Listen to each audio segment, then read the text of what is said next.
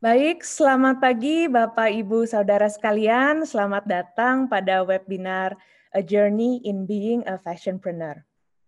Perkenalkan, saya Grace Hertian, selaku moderator hari ini. Saya yang akan memandu acara dari awal hingga akhirnya nanti. Sekali lagi saya ucapkan selamat datang.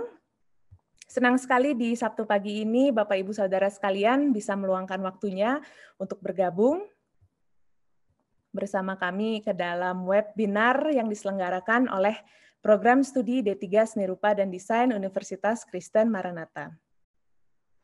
Webinar kali ini sangat spesial karena kami menghadirkan 3 narasumber yang sangat inspiratif.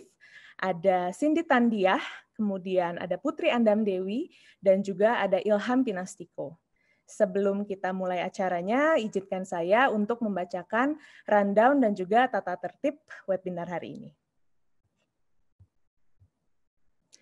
Acara pada pagi hari ini akan dibuka dengan doa pembuka, kemudian dilanjutkan dengan sambutan oleh Dekan FSRD dan juga Kaprodi Seni Rupa dan Desain. Kemudian akan dilanjutkan dengan sesi 1 pemaparan materi oleh Cindy Tandiah dari Cindy Tandiah Bridal.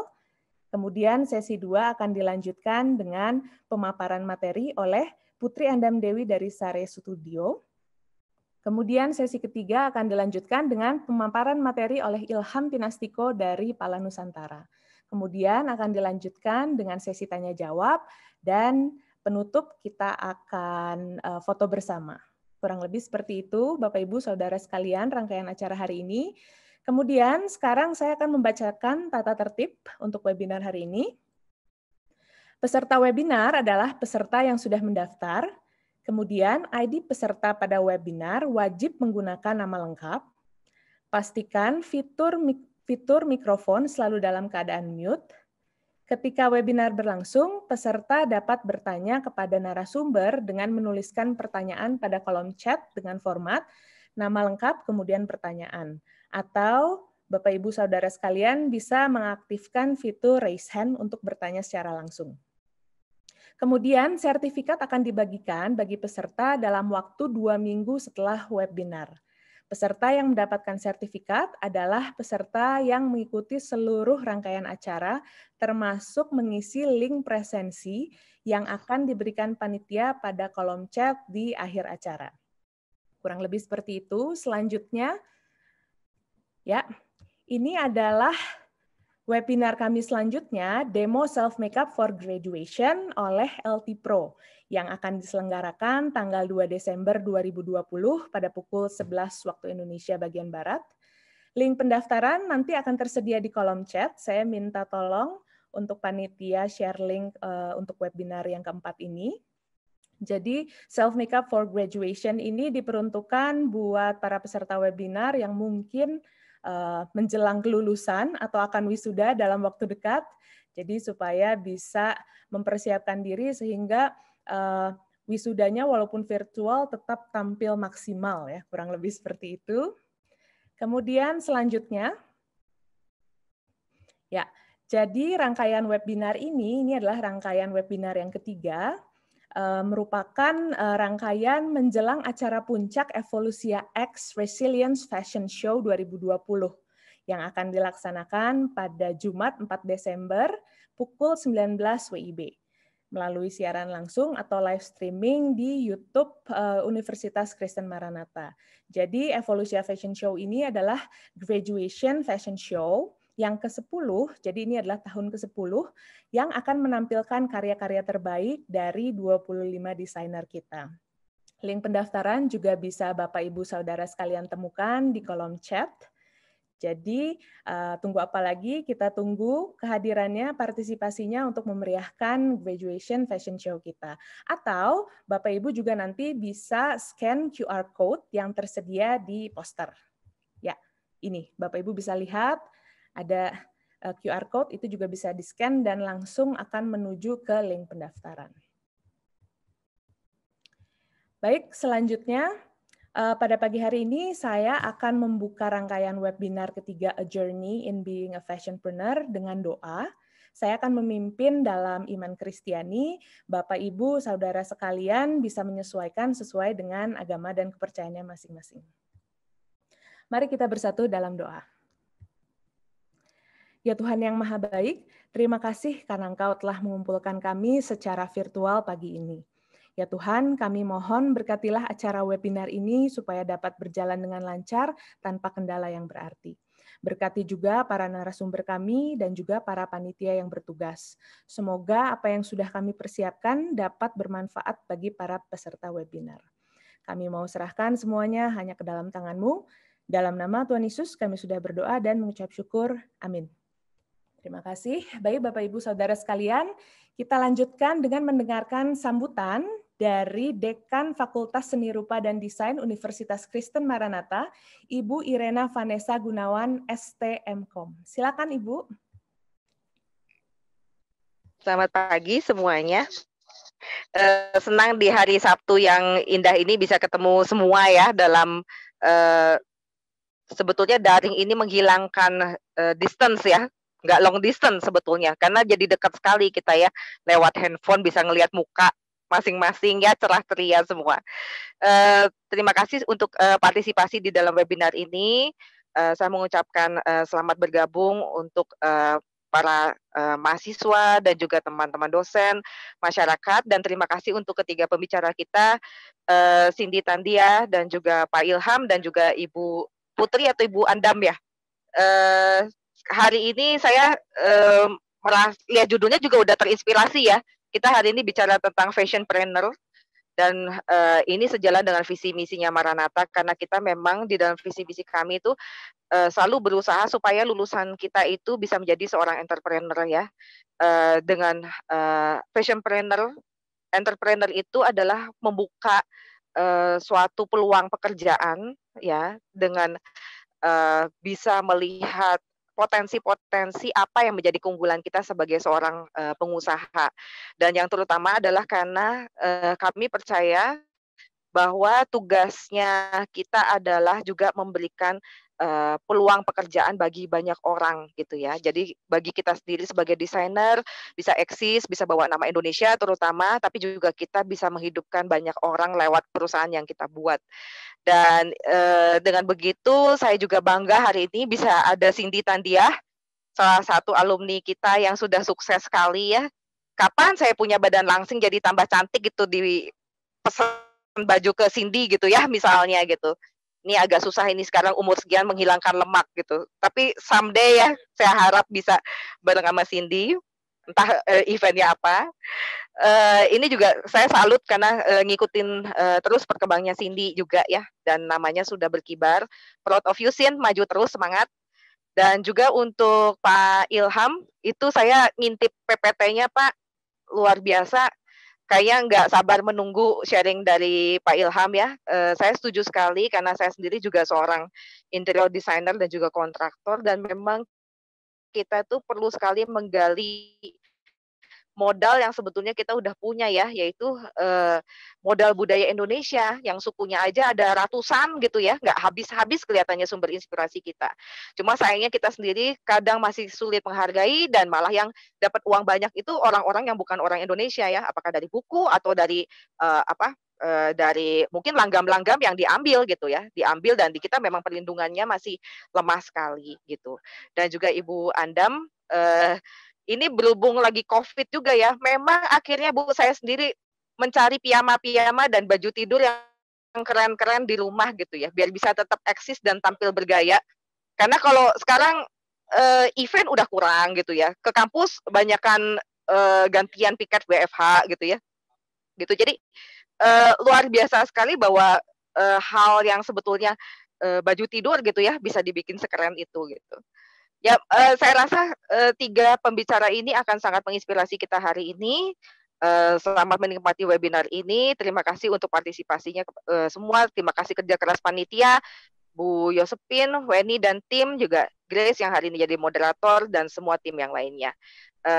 Salah satu kebanggaan kami adalah karena acara-acara yang ada di Fakultas Seni Rupa merupakan gabungan kerjasama bukan cuma dari D3 saja, tapi juga dari prodi-prodi lainnya. Ya, itu membentuk kita menjadi suatu kesatuan yang holistik ya, secara desain.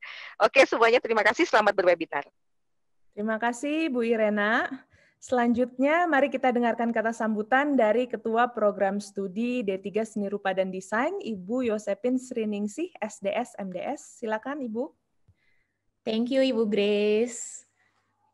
Wah, tadi sambutan Bu Irena udah padat ya, terus udah komplit, kayaknya semuanya udah disebutin. Jadi saya bingung mau ngomong apa. Tapi intinya gini sih, jadi kenapa kita pilih judul Fashionpreneurship dan kemudian diletakkan di acara webinar ketiga dan di hari Sabtu. Selain pertama ini memang sebagai rangkaian dari acara Evolusia untuk menyambut Evolusia kita fashion show di hari Jumat depan. Dan juga tadi Bu Irena mention kalau memang ini fashionpreneurship atau kewirausahaan di bidang fashion itu adalah salah satu visi misi yang paling apa ya intinya lah dari D3 Fashion Design-nya Maranatha itu. Jadi saya harap dengan webinar ini para peserta yang tadi saya cek banyak banget udah mulai pada join juga, sekarang udah 68 orang dan itu dari berbagai universitas, dari berbagai program studi, ada tadi dari manajemen, dari ekonomi Maranatha juga, lalu dari program studi lain dan juga dari universitas lain. Semoga semuanya bisa terinspirasi dari para pembicara hari ini yang tentunya spesial banget. Pertama dari alumni kita sendiri ya, Cindy Tandiah, thank you banget udah mau join dan udah mau share di acara ini.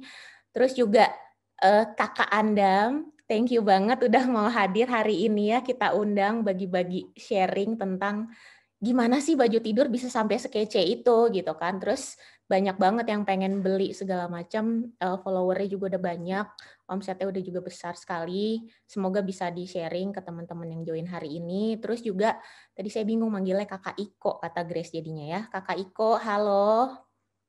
Semoga sehat ya Kakak Iko, khas banget dengan topinya dari zaman kuliah. Thank you banget udah mau share hari ini dan bawa Pala Nusantara ke dalam webinar rangkaian dari Evolusia. Oke, gitu aja dari saya. Thank you banget untuk semua peserta yang juga sudah meluangkan waktu di hari Sabtu paginya ini. Semoga webinar ini bisa membawa insight baru bagi dunia kewirausahaan di bidang fashion Indonesia dan juga di luar. Oke, sekian. Saya kembalikan lagi ke Ibu Grace. Baik, terima kasih banyak Bu Yosepin. Sekali lagi saya mengucapkan selamat datang kepada Bapak, Ibu, serta saudara sekalian. Selamat datang di webinar A Journey in Being a Fashionpreneur pada pagi hari ini. Oke, tanpa berlama-lama, mari kita masuk ke sesi pertama, pemaparan materi oleh Cindy Tandiah dari Cindy Tandiah Bridal. Cindy Tandiah merupakan alumni kami, lulusan D3 Seni Rupa dan Desain, angkatan 2009. Ya, jadi senang sekali Mbak Cindy ini meluangkan waktunya di tengah kesibukannya dan bisa hadir di tengah-tengah kita semua, khususnya di tengah adik-adik kelas ya yang pada pagi hari ini sudah hadir. Cindy Tandiah merupakan owner sekaligus desainer dari Cindy Tandiah Bridal yang berdiri sejak 2012 ya. Gitu. Jadi spesialisasinya adalah evening gown dan juga wedding gown. Kemudian ada beberapa prestasi juga yang telah diraih oleh Mbak Cindy. Salah satunya adalah semifinalis Lomba Perancang Mode Femina Group pada tahun 2011. Kemudian ada first place Lomba Perancang Mode by Cafe du Chocolat. Kemudian second place Fashion Illustration Competition by Arfa School Surabaya. Dan juga third place Lomba Desain Jewelry Vesema. Oke, untuk lebih lengkapnya mari kita langsung dengarkan pemaparan dan cerita perjalanan inspiratif dari Mbak Cindy. Silakan. Oke, selamat pagi semuanya. Perkenalkan sekali lagi, nama saya Cindy Tandiah dan saya mau berterima kasih buat kesempatannya sekali lagi untuk Universitas Kristen Maranatha yang udah kasih saya kesempatan untuk berbicara saat ini. Untuk Ibu Irena, Ibu Yosepin, untuk Kak Grace, untuk Kak Adam juga dan Kak Iko, kesempatan banget bisa ngobrol bareng-bareng di sini. Seneng banget. Dan buat Weni juga yang selalu support aku dari dulu sampai dia sekarang udah yang aku tahu dia udah ngajar juga jadi dosen di Maranatha. Dan buat para peserta semua yang udah kasih kesempatan buat aku bicara saat ini. And then ini ada di sini aku mau cerita tentang story aku. Sebelumnya aku akan cerita sekilas tentang perjalanan histori aku dari awal sampai saat ini. Dan ini adalah kalau misalkan bisa lihat di PowerPoint pertama, itu adalah fashion show pertama saya, yaitu Evolusia 2012. Nah, ini fashion show pertama yang diselenggarakan oleh Universitas Kristen Maranatha selaku saya sebagai alumni. Saya join dan dapat kesempatan untuk fashion show di Evolusia di tahun 2012. Next, karena profesi saya yang berkecimpung di dunia wedding, tentu aja nggak lepas dari wedding exhibition. Dan semenjak tahun 2015 sampai awal tahun 2020, aku tuh selalu join wedding exhibition setiap tahunnya, minimal setahun sekali atau setahun 2 kali. Nah, and then next-nya lagi, ini adalah wedding fashion show, dimulai di tahun 2016 sampai tahun 2020. Umumnya setahun 1 kali, saya itu selalu ngeluarin tren di bidang fashion, terutama untuk wedding. Nah, yang tren itu akan menjadi acuan buat para bride selama setahun, yang akan menjadi kira-kira benang merah bayangan style yang saya akan pakai itu selama setahun itu seperti apa. And then next, ini adalah wedding exhibition saya di Jakarta, untuk di bidang wedding lagi, sekali lagi, join Bride Story. Oke. Untuk detailnya hasil-hasil karya saya maupun perjalanan pergerakan fashion yang pernah dari karya-karya saya yang pernah saya buat, kalian bisa lihat di Instagram saya untuk lebih jelasnya. Dan pada kesempatan kali ini aku mau sharing aja bagaimana perjalanan aku. Bukan berarti perjalanan ini yang paling benar atau yang paling akurat, cuman aku harap apa yang aku bagi saat ini bisa jadi inspirasi buat kalian semua. Dan ini adalah next PowerPoint-nya. Aku coba rangkum 8 hal yang menurut aku tuh penting banget yang aku alami sendiri selama perjalanan aku. Dimulai dari awal mulanya aku tuh demen banget sama art, aku tuh demen banget sama karya seni. Jujur bisa dibilang aku bukan datang dari keluarga yang sangat berada ataupun sangat berkekurangan. Bisa dibilang aku datang dari keluarga yang cukup. And then next, saat sekolah aku juga bukan anak yang pintar. Bisa dibilang cenderung aku tuh anaknya males. Sebenarnya aku nggak bodoh, cuman aku tuh males belajar. Tapi kalau misalkan udah pelajaran yang berhubungan sama art, sama seni, kecuali seni musik ya. Tapi kalau misalkan gambar, prakarya, seni rupa, itu aku nggak tidur 24 jam aku bisa. Tapi disuruh belajar aku 1 menit itu aku nggak bisa kayaknya. Susah banget. Bisa sih, cuman sangat sulit gitu. Buat aku tuh sulit banget ngikutin pelajaran sekolah. And then dengan modal hanya sebuah visi, sebuah mimpi, aku tuh dari kecil tuh demen banget yang namanya baju, demen banget fashion, dan namanya anak-anak kalau ditanya, Cindy udah gede mau jadi apa? Aku tuh cuma bilang aku pengen punya butik, pengen punya toko baju, pengen jualan baju gitu. Namanya anak kecil. Dan itu modal pertama aku. Sampai seiring berjalannya waktu, aku lulus SMA. Di lulus SMA itu aku punya visi baru. Aku tuh kayak imagine suatu saat nanti aku tuh pengen jadi seorang fashion designer yang bisa jalan di catwalk, jalan di runway. Itu kayaknya keren banget saat itu aku lihat. Gila, kayaknya tahun-tahun ke depan gue pengen banget nih kayak desainer ini nih gitu. Bisa jalan, bisa bikin karya, bisa melakukan apa yang mereka suka, apa yang mereka cintai gitu. Dan itulah hal pertama yang jadi motivasi aku. Itu adalah seperti poin di PowerPoint itu, nomor 1 itu adalah vision. Itu adalah visi aku dan passion aku. Dan itu adalah bekal aku yang paling pertama, yang paling awal buat aku ngambil keputusan untuk kuliah di Universitas Kristen Maranatha Bandung. Dan di situ masuk ke poin kedua, aku mulai learning, aku mulai belajar banyak hal di kuliah itu. Di situ baru aku bisa enjoy yang namanya belajar, baru bisa enjoy yang namanya ngerjain tugas, baru bisa happy yang namanya ngerjain tugas sampai nggak tidur, nggak mandi, kayaknya demi tugas tuh harus beres dengan baik, dengan sempurna. Itu tuh ngerasain banget, dan tapi enjoy banget dan happy banget saat itu. Jadi selama aku kuliah, aku jalan tuh kuliah dengan aku bukan tipe anak yang ngejar nilai. Ngejar nilai itu harus bagus, IPK tuh harus bagus. Sorry kalau misalkan dosen agak tersinggung, tapi aku memang bukan. Tapi aku kejar tuh karya aku tuh harus bagus gitu. Itu yang lebih penting dibanding nilai. Dan mental itu yang aku bawa sampai sekarang gitu. Dimana kalau aku tiap kali bikin baju buat bride, buat pengantin, aku tuh nggak lihat dulu uangnya, tapi karyanya dulu yang aku selalu utamain. And then beres aku sidang akhir, sebelum aku wisuda, jadi 2 hari UAS lah ya, ujian akhir. Nah, bisa dibilang aku udah terima orderan dari teman aku, dari kenalan aku, dari temen. Nah, tentu aja saat itu 2 hari baru ujian sih, pegawai belum ada yang pasti. Pengalaman sih nggak usah ditanya, pasti nggak ada lah. Hanya bermodalkan visi dan misi, yang balik lagi ke poin nomor 1 di PowerPoint itu yang jadi pegangan aku buat bekerja walaupun aku nggak punya modal apa-apa gitu. Modal aku cuman ya visi aja, mimpi aja gitu, pengen jadi seorang desainer. And then masuk ke poin nomor 3, kalau kalian lihat, itu adalah practice. Jadi aku praktekin apa yang aku pelajarin selama kuliah, mungkin dengan ilmu yang nggak banyak-banyak banget, pengalaman yang benar-benar sangat sedikit, uang dan modal yang benar-benar nggak banyak, tapi ya aku coba terjun nekat gitu.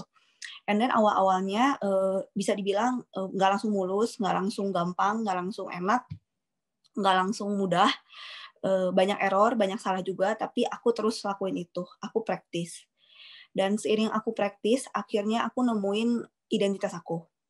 Jadi menurut aku ini penting, kalau misalkan kalian mau bangun brand, kalau aku perhatiin, kalian bisa praktis, tapi kalau nggak ada identity itu agak sulit untuk bertahan di bersama pesaing-pesaing yang ada gitu. Karena sekarang kan saingan tuh banyak banget, brand-brand tuh banyak banget. Tapi kalau misalkan aku rasa gitu, kalau kalian punya identity, punya style, itu yang bikin brand kalian tuh tetap bertahan di masa yang nggak mudah ini gitu. Dan itu menurut aku tuh penting banget. Dan aku bisa nemuin identity aku tuh dari practice, dari aku tuh do itu setiap hari gitu. Terima orderan, salah ya perbaikin, dan itu yang bikin aku tuh akhirnya nemuin, oh identitas gue tuh kayaknya ke arah sini deh, kayak karakter baju gue ke arah sini deh. Nah itu yang aku dapet. And then selain identitas, aku coba lakuin itu secara excellence. Itu ada di poin nomor 5. Itu aku selalu berusaha excellence setiap proyeknya. Mau proyeknya dibayar mahal, mau dibayar murah, mau nggak untung, mau kadang-kadang mungkin untung banget. Aku coba berusaha banget buat konsisten untuk keep excellent gitu, do my best gitu. Mau bajunya kadang-kadang aku nggak suka modelnya, tapi klien mungkin mintanya gitu. Aku coba lakuin yang terbaik gitu sebisa aku. Itu aku lakuin setiap hari. Dan yang selanjutnya, ini menurut aku poin yang penting kalau kalian mau bangun sebuah brand yang aku bilang, kalau mau bangun brand tuh gampang, cuma mempertahankan tuh menurut aku tuh nggak gampang. Itu yang paling susah. Kalian mau bikin brand, untuk bikin brand itu besar, menurut aku bisa banget. Tapi untuk mempertahankan tuh yang lebih susah sih menurut aku. And then di situ aku belajar banget untuk listen dan reflect. Sebagai desainer nggak bisa bohong, agak susah untuk listen. Gitu. Sometimes aku punya ego, sometimes kita ngerasa kita udah bener gitu, karena ini desain itu yang ngerti ya desainer gitu. Dan aku ngerasa kadang-kadang itu yang sulit gitu buat aku, tapi aku belajar sih gitu. Memang nggak gampang, tapi aku coba untuk selalu listen dan reflect gitu. Selama setahun ini kira-kira error-error apa aja sih yang terjadi di usahaku, error-error apa aja sih yang terjadi gitu, pola-pola apa aja sih yang salah, pattern-pattern apa aja sih yang salah gitu, kinerja apa aja sih yang salah gitu, dan itu aku reflect di situ juga. Nah, dan after that, aku coba improve itu, perbaikin itu. Nah, sudah itu, yang poin nomor 8, ini menurut aku, kalau kalian lihat di PowerPoint, menurut aku ini yang paling penting juga, itu kalian repeat. Jadi, aku repeat. Soalnya, repeat lagi ke nomor 1, itu perbaikin lagi visi. Jadi, setiap tahunnya, aku selalu perbaikin visi aku, tambahin mimpi aku lagi. Mungkin yang awalnya aku cuma pengen jadi desainer, pengen punya butik, akhirnya aku tuh pengen bukan cuma sebagai desainer, tapi aku pengen menjadi mungkin public figure yang menginspirasi. Let's say, contoh, sudah menjadi public figure yang menginspirasi, andai kata lagi, mungkin aku next pengen punya mimpi apa lagi, mungkin memperbaiki keuangan, karena biasanya desainer itu cenderung keuangan tuh agak sedikit berantakan, karena kita fokus ngedesain. Udah keuangannya baik, mungkin next year lagi aku pengen mulai bisa bikin fashion show tunggal. Nah, itu tuh yang harus menurut aku tiap tahun tuh aku improve terus gitu. Aku terus perbaikin terus. Jadi aku selalu putar lagi ke nomor 1. Terus belajar lagi gitu. Lalu aku akan kasih example bagaimana aku ngelakuin repeat ini, improve dan repeat ini. Jadi setiap akhir tahun aku tuh sebagai seorang desainer, aku selalu merevisi perjalanan aku selama setahun ini tuh bagaimana. Let's say aku tuh paling banyak jualan di Instagram. Jadi ini pasti anak-anak muda banyak yang pakai Instagram ya, banyak banget pengguna Instagram lah, aku sadar lah pasti. Jadi pada saat aku terjun di Instagram itu, awal-awalnya itu desainer nggak ada banyak yang main Instagram. Tapi aku mulai sering post baju aku. Nah, itu adalah sebuah improvement yang bagus di tahun pertama. And then di tahun kedua, aku lihat, Instagram gue udah bagus nih, follower udah lumayan interest nih, penjualan udah makin bagus nih, klien udah mulai percaya nih, gitu. Yang tadinya suka minta aku bikinin desain dan karya orang lain, mereka mulai, sok Cindy desainin deh, gitu. Dulunya tuh klien sukanya kasih gambar, kayak, Sin bikinin baju ini dong, punya si orang ini, gitu. Nah, kalau sekarang mereka udah mulai ada trust. Ya, itu salah satunya lewat Instagram sih memang. Nah, jadi udah aku bisa main di Instagram, udah bisa upload foto, next aku memperbaiki feed Instagram aku. Jadi layout Instagram tuh mulai diperbaikin. Aku learning lagi, belajar lagi dari beberapa orang yang desainer yang layout Instagramnya tuh udah rapi. Jadi aku belajar lagi dari mereka dan aku improve. Oke, tahun kedua Instagram aku improve. Tahun ketiga, akhir tahun aku revisi lagi. Oke, Instagram aku udah improve nih, udah rapi. Tapi fotonya tuh terlalu membosankan, terlalu boring. And then di tahun ketiga aku belajar fotografi. Nah, aku belajar pegang kamera. Nah, pada saat pegang kamera, tahun keempat aku udah bisa foto dengan, aku udah bisa jualan baju dengan hasil foto karya aku sendiri. Jadi aku yang motret, aku yang share, aku yang foto. Aku terjun hari H pakaiin baju pengantin, dan aku fotoin pengantinnya juga. Gitu. Itu tahun keempat. Nah, tahun keempat udah bisa mulai foto. Nah, aku mulai ngerasa foto aku kok kayaknya nggak ada emosinya ya. Kayaknya kurang gemes, kurang greget gitu. Nah, tahun keempat akhir ini aku mulai revisi dan aku belajar lagi. Tahun kelima aku udah bisa foto yang tadinya pakai, mungkin kalau kalian yang ngerti kamera, yang dulunya foto selalu manual, fotonya itu aja, sekarang udah bisa belajar sedikit lebih variatif. Nah, kira-kira seperti itu yang aku alamin dan yang aku bisa kasih example bagaimana aku selalu setiap tahunnya refleksi, improve, dan di-repeat gitu. Kak Grace, apa ini udah 15 menit? Take your time, Cindy. Kalau masih mau sharing dengan senang hati, silakan. Jadi ya kira-kira seperti itu aja. Paling yang aku mau tekenin sekali lagi, kalau berdasarkan pengalaman aku, sekali lagi, saat bangun brand, kalian harus punya visi, karena visi adalah, buat aku, itu adalah bahan bakar aku untuk bekerja, untuk bergerak setiap harinya. Jadi kalau misalnya kalian punya visi yang jelas, visi yang dalam, kalian tuh nggak akan mudah nyerah sama brand kalian. Mau ada angin, mau ada COVID, let's say, or ada krisis ekonomi, kalian tuh akan fight, kalian akan berjuang untuk brand itu. Itu berdasarkan pengalaman aku. Aku ulang lagi juga, praktis itu kalian lakuin kalau bisa. Aku lakuin selama yang pengalaman aku itu aku lakuin cukup sering, coba-coba terus pola baru, coba-coba terus teknik baru. Jangan mau malu atau sungkan buat, sometimes aku ngintip Instagram desainer yang mungkin lebih muda dibanding aku, karena aku belajar dari mereka gitu. Mereka pasti punya hal-hal baru yang di angkatan aku tuh aku nggak dapet gitu, dan aku belajar juga gitu. Kalau bertanya memang belum ada kesempatan karena jarang ketemu sama desainer gitu. Mungkin kalau ada kesempatan ketemu aku bisa tanya juga sih gitu. And then find your identity, itu penting banget buat bangun brand. Kalau menurut aku, untuk brand yang bisa bertahan. Karena kalau kalian punya identitas, kalian punya karakter, brand kalian tuh lebih sulit untuk digoncang gitu, menurut aku ya. And then excellence, ya kira-kira seperti itu. Jangan mudah nyerah, kalian ya, kita semua pasti bisa. Dan ya, apa yang saya bagi ini hanya sepenggal cerita, semoga menginspirasi. Maaf kalau misalnya ada yang kurang, mungkin ada yang nggak berkenan atau nggak sesuai gitu. Semoga bisa jadi inspirasi, dan terima kasih. Terima kasih banyak. Mari para peserta webinar kita berikan virtual applause buat Cindy Tandia untuk pemaparannya yang sangat inspiratif dan luar biasa. Oke, selanjutnya kita bagi yang punya pertanyaan simpen dulu ya, nanti kita akan adakan sesi tanya jawab di akhir. Selanjutnya mari kita beralih ke sesi kedua, yaitu pemaparan oleh Mbak Putri Andam Dewi selaku co-founder dan juga creative director dari Sare Studio. Mbak Andam ini menempuh pendidikan S1 di jurusan Kriya Tekstil ITB, kemudian melanjutkan graduate diploma in fashion marketing di University of the Arts London pada tahun 2012 sampai dengan 2013. Kemudian melanjutkan lagi mengambilkan Master of Art in Fashion Management University of the Arts London pada tahun 2013 sampai 2014. Pengalaman bekerjanya pun sangat-sangat menarik. Di tahun 2012, Mbak Andam bekerja sebagai showroom assistant pada rumah mode desainer Diane von Furstenberg. Selain itu, bekerja sebagai sales intern di Negarin London tahun 2013. Kemudian, pada tahun 2014 sebagai marketing intern pada brand Pinghale London.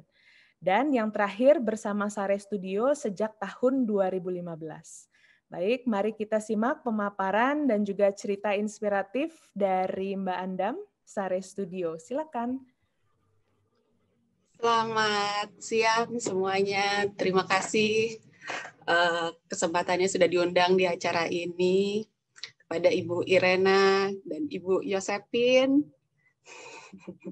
Rasanya kayak reuni ya ini ya. Karena kebetulan saya dengan Ibu Yosepin dan Mbak Grace dan Pak Ilham, kita semuanya satu alma mater ya. Dan salam kenal juga untuk Cindy. Oke, hari ini saya akan bercerita tentang perjalanan Sare Studio dari awal berdiri, pertumbuhannya dari waktu ke waktu, dan bagaimana kita menghadapi pandemi ini. Ya, next. Jadi di Sare itu kita berdua, ada saya dan Cempaka. Jadi sedikit cerita, saya tuh dulu dari lulus kuliah memang cita-citanya pengen menjadi entrepreneur, pengen punya brand sendiri gitu. Nah, kebetulan waktu itu ada tugas TA yang produknya udah ada nih gitu. Ya udah, gimana kalau kita bikin brand aja dari situ gitu kan. Terus saya coba bikin, dulu tuh brandnya brand tas gitu, anyaman.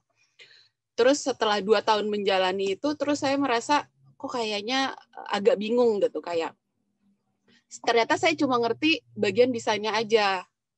Nah, waktu itu saya mulai bingung kayak saya harus pasarin kemana, harus jual kemana gitu. Terus saya merasa kayaknya saya pengen punya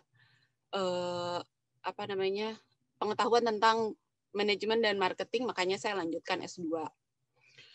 Kemudian waktu S2 itu saya sebenarnya dapat perspektif yang berbeda. Jadi kalau misalnya waktu S1, maksudnya waktu kuliah desain kan kita tuh benar-benar diajarin gimana caranya membuat desain yang baik gitu kan.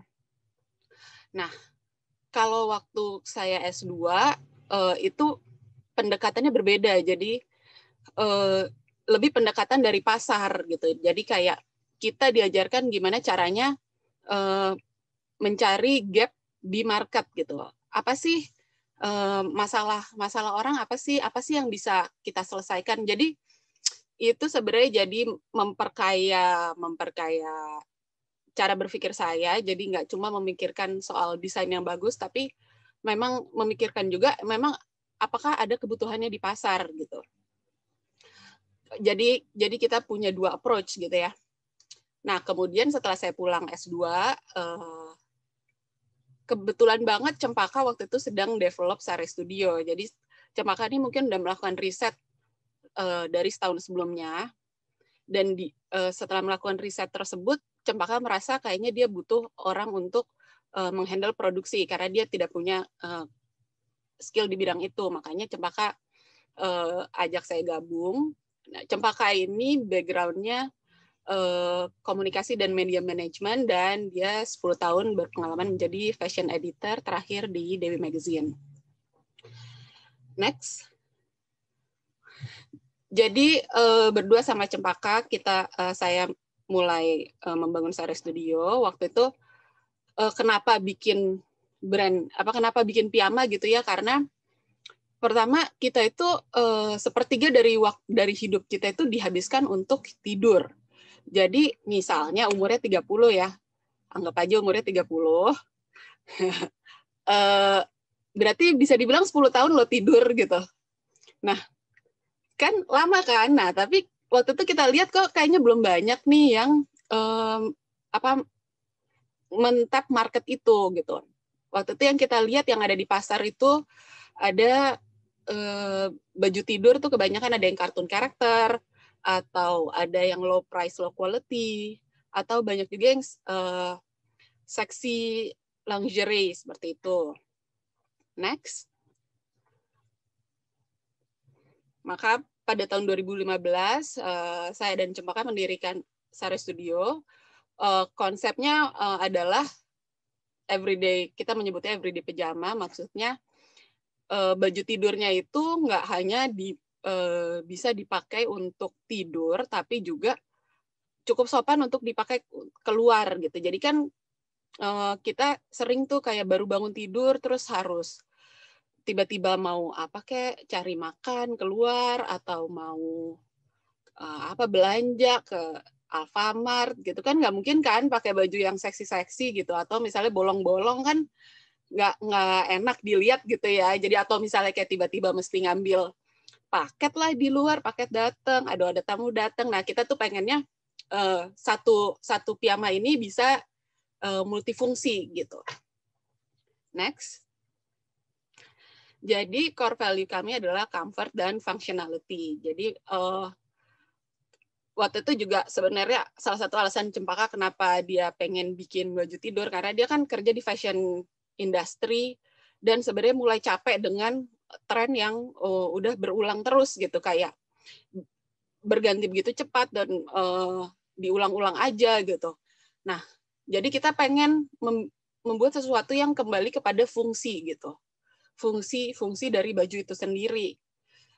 Terutama kalau dalam baju tidur kita harus sangat memikirkan kenyamanan. Jadi memang kita banyak sekali melakukan riset, terutama dari segi bahan. Ya mungkin disitulah tugas utama saya mencari bahan yang tepat. Jadi dari awal kita memang pakainya rayon, tapi bayangin aja selama 5 tahun kita tuh masih selalu melakukan R&D untuk mencari bahan rayon yang tepat, karena rayon aja tuh ternyata banyak banget, sedangkan kriteria kita maunya rayonnya yang nggak gampang rusak, karena kan ini kan pasti pemakaiannya daily gitu ya, kayak sering dicuci dan segala macam, nggak gampang rusak, nggak juga ketebalannya gimana gitu, kayak kalau misalnya terlalu tipis juga nanti jadinya transparan kan. Sekali lagi kita pengen bikin baju tidur yang sopan bisa dipakai kemana-mana. Kedua yang pasti harus menyerap keringat. Nah itu jadi dari awal sampai sekarang itu selalu yang kita pikirkan, comfort dan functionality gitu. Dan dari segi print juga kita selalu mikirin print apa sih yang oke untuk dipakai tidur gitu. Jadi kita sendiri memang dalam mendesain kita juga melihat tren gitu, report, kita lihat kayak misalnya tahun depan trennya lagi apa nih gitu. Trennya leopard gitu, tapi kan leopard yang kayak gimana ya gitu kan, leopard itu bisa mau yang aum banget gitu atau yang kayak bisa dibikin subtle gitu. Jadi kita juga menyesuaikan tren itu dengan personality dari brand kita gitu. Next. Saat dari awal kita itu sebenarnya sudah sudah punya website sendiri, karena memang kita berpikiran ke depannya kita akan bisnis online, akan terus berjalan online. Dan saat ini kita juga ada di Tokopedia dan Shopee. Next.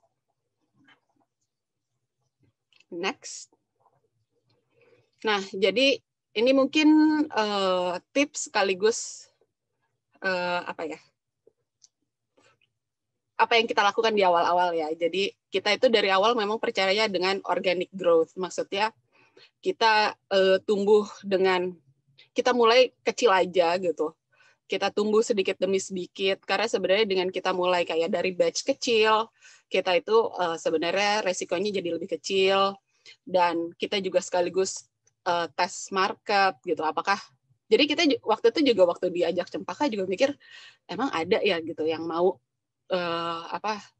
beli piyama dengan price point yang cukup tinggi gitu. Maksudnya kebutuhannya tuh ada dan cukup besar apa enggak gitu. Jadi waktu itu kita ya udah cobain aja dulu gitu, tes aja bikin small batch, terus kita langsung jual, terus ya itu enaknya kalau misalnya mulai kecil, kalau misalnya yang kan kita masih nyoba-nyoba nih, kalau misalnya kayak yang koleksi ini nggak laku gitu, kita jadi nggak terlalu banyak yang ketahan jadi stok mati gitu di situ. Terus kita juga belajar, jadi kayak enaknya dari organic growth itu kita sendiri sebagai owner itu belajar juga go through learning curve, dalam arti kalau misalnya nih ya kita langsung udah mikir pokoknya harus perlu modal besar, bikin koleksi jumlah besar gitu, terus tiba-tiba flop gitu kan, atau kita dihadapkan dengan masalah yang besar, kita sendiri sebagai brand owner juga sebenarnya belum siap. Jadi enaknya kalau misalnya organic growth, kita ikut tumbuh bersama brand kita. Dan seiring berjalannya waktu kita juga membangun kepercayaan dari customer gitu. Jadi kita jadi punya customer yang loyal. Kedua, mungkin untuk awal-awal ini ya, brand baru awal berdiri itu yang penting adalah memanage ekspektasi. Jadi ini tuh punya brand itu adalah maraton, akan apa ya? It will take longer than you think to become profitable. Jadi kayak kalau kita pikir kayaknya dalam 3 tahun udah profitable ya mungkin didouble aja gitu. Supaya kita juga nggak terbebani kalau kok brand gue belum sukses gitu. Jadi ini mungkin bisa dilihat di grafiknya, growth ini bisa dibilang GRO itu 3 tahun pertama gitu ya.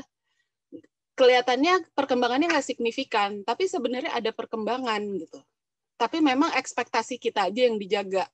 Jadi kalau misalnya kita maunya udah langsung berkembangnya berapa kali lipat, pasti kita nggak akan melihat kayak perkembangan, kita nggak akan bisa menghargai si perkembangan kecil ini gitu. Padahal sebenarnya itu ada perkembangan. Next. Jadi waktu awal baru jadi nih, baru launching brand, kemudian kayak sebulan kemudian ada Bright Spot. Bright Spot itu kayak weekend market di Jakarta.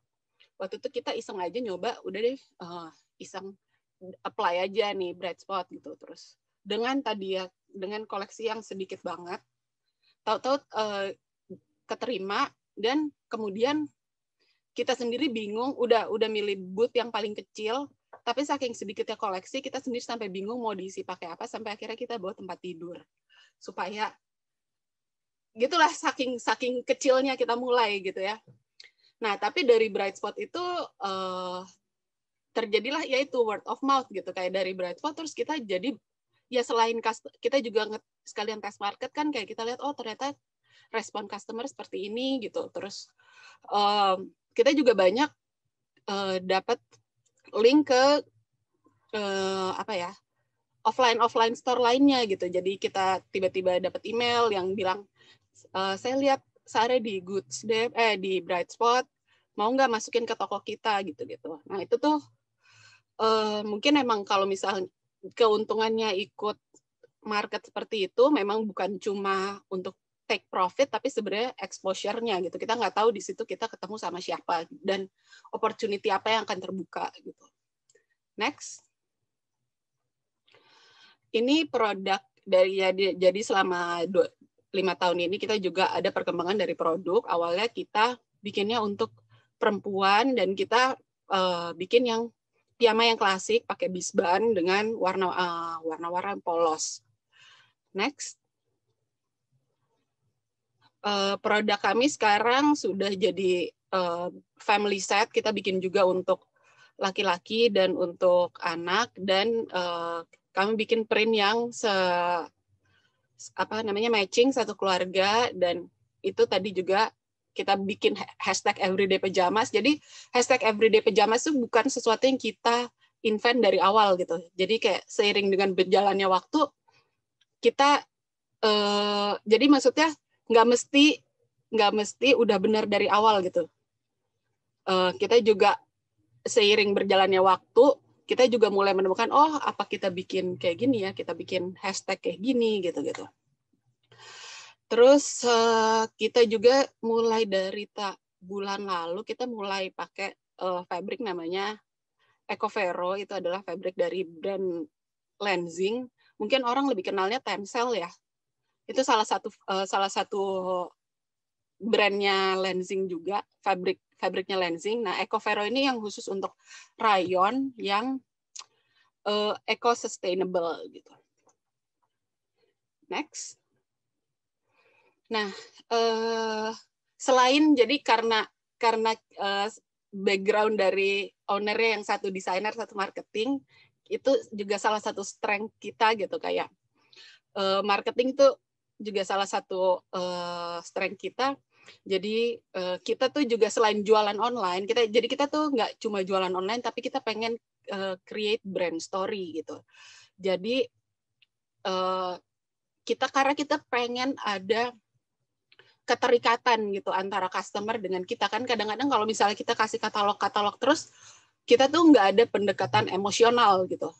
Nah, dengan kita membuat brand story ini, orang tuh ngelihatnya kita bukan cuma produk dan service gitu, tapi kita adalah sebuah lifestyle gitu. Makanya kita juga, terutama di era pandemi ini, kita banyak bikin apa ya ini namanya, kan semacam collab tapi dari online activity gitu ya. Kita pikir juga kayak customer sehari ini kira-kira aktivitasnya apa ya gitu.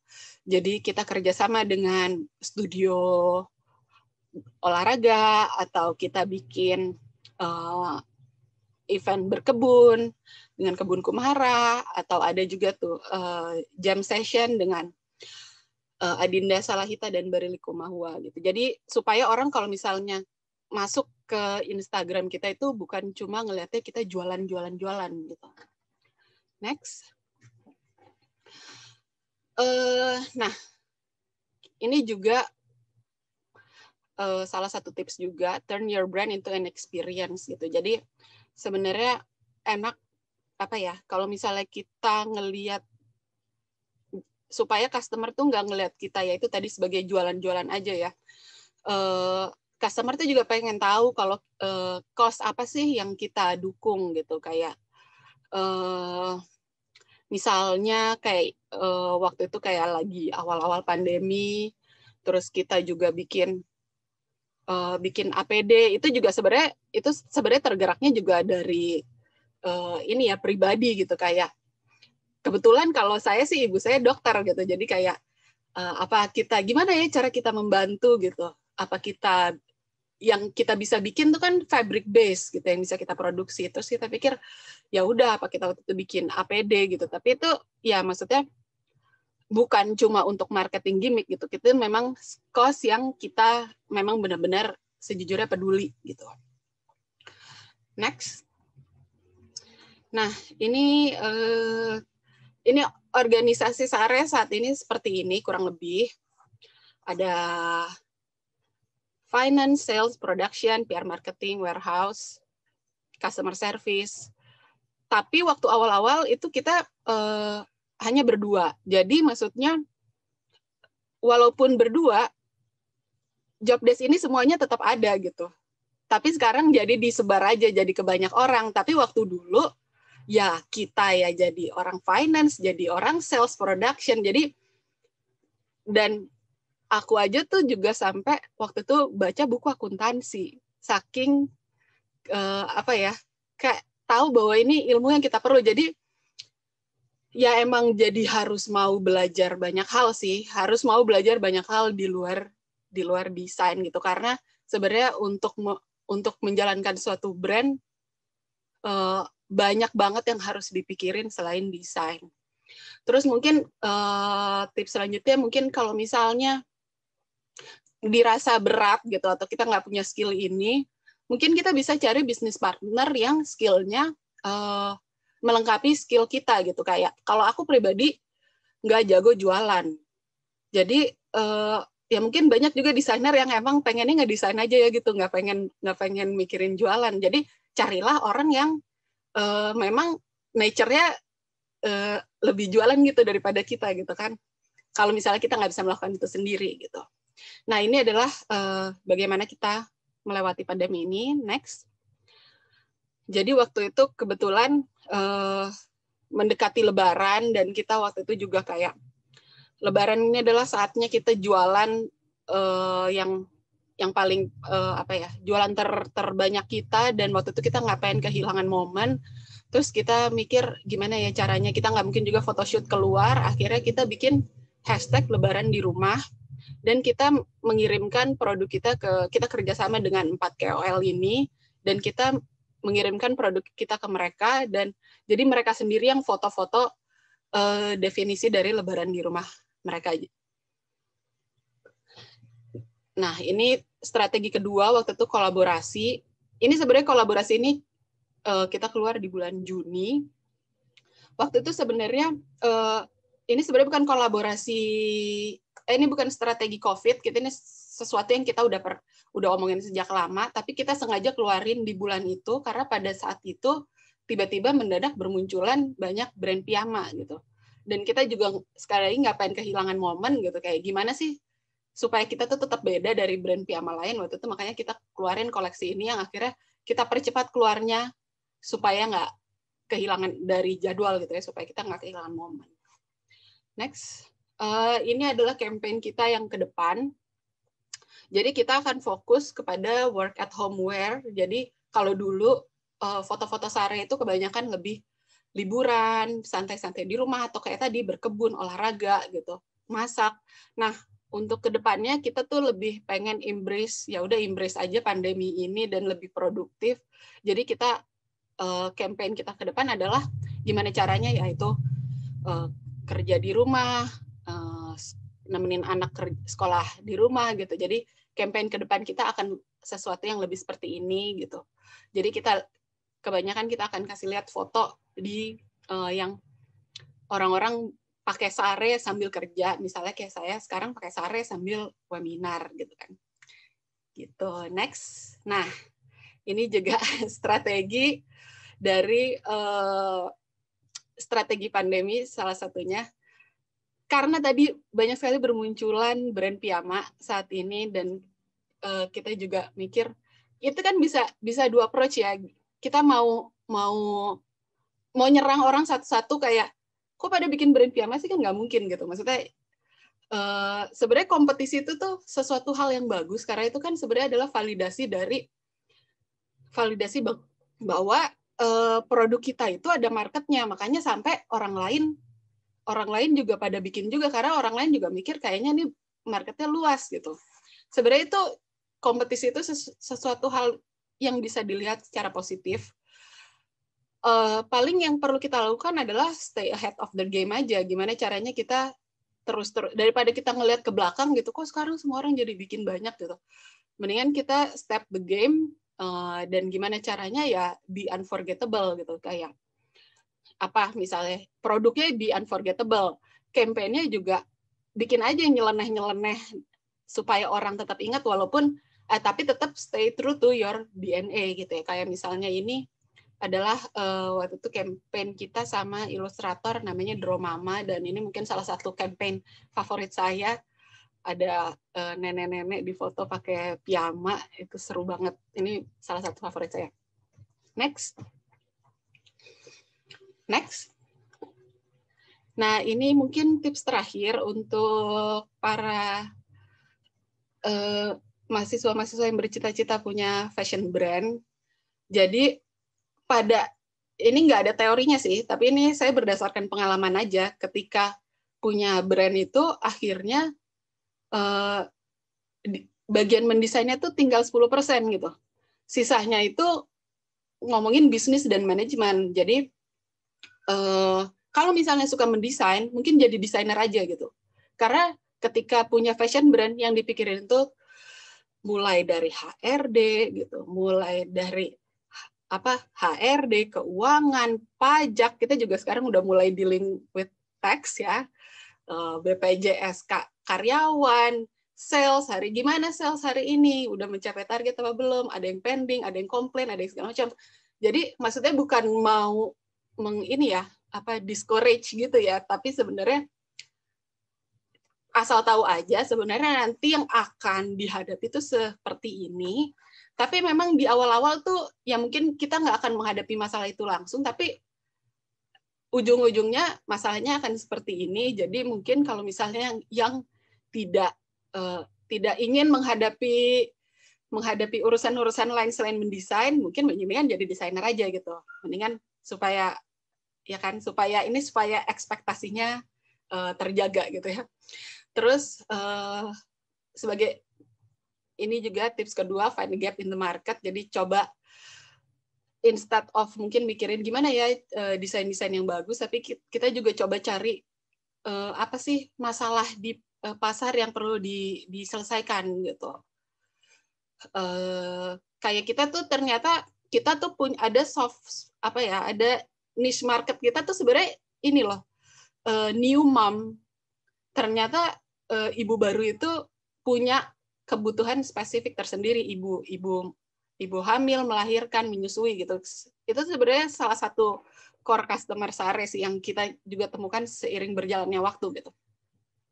Terus gain industry experience, jadi sebisa mungkin kalau ada kesempatan internship atau kerja ambil, karena itu berbeda banget sama waktu kuliah gitu. Dan kalau misalnya mau magang, coba aja jabatan-jabatan yang kita sebenarnya penasaran gitu. Kayak tadi kalau aku sih nyobain kayak apa ya rasanya jadi sales intern, jadi marketing intern, jadi showroom assistant. Itu tuh kesempatan untuk mencoba-coba sekaligus untuk kita tahu sebenarnya apa sih yang kita mau gitu. Terus tips yang terakhir adalah di awal-awal mungkin bisa sambil kerja membangun bisnisnya supaya nggak ada pressure untuk brandnya untuk cepat-cepat profitable, supaya nggak stres sih sebenarnya, kayak biar bisa dibawa santai dalam menjalaninya gitu. Nanti kalau misalnya kayak brandnya mungkin udah perlu full time ya tinggal resign gitu kan. Gitu. Sekian presentasi dari saya. Semoga bermanfaat. Maaf panjang. Luar biasa sekali Mbak Andam. Sekali lagi Mbak kita Grace. Virtual applause dulu dong buat Mbak Andam. Yeay. Luar biasa, sangat menginspirasi dan pastinya berguna ya buat para mahasiswa, apalagi teman-teman yang tertarik untuk membuka usaha sendiri ya, atau brand dalam bidang fashion. Oke, selanjutnya sesi terakhir akan dibawakan oleh Mas Ilham Pinastiko atau Mas Iko selaku founder dan juga COO dari Pala Nusantara. Mas Iko menempuh perkuliahan S1 di jurusan Desain Produk ITB dan memperoleh gelar masternya juga di ITB pada tahun 2014. Pengalaman kerja Mas Iko juga tidak kalah menarik. Pada tahun 2008, Mas Iko bekerja sebagai intern designer pada PT Pindad Persero.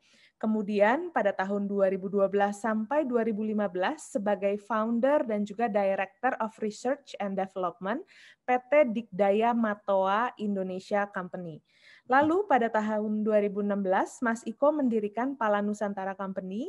Selain sebagai founder, Mas Iko juga berperan sebagai Chief Operating Officer. Kurang lebih seperti itu. Silakan Mas Iko untuk pemaparan materinya. Terima kasih.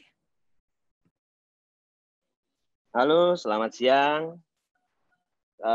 Terima kasih buat Mbak Yosepin, Mbak Grace, teman-teman saya di S1 di ITB ya. Lama banget nggak ketemu.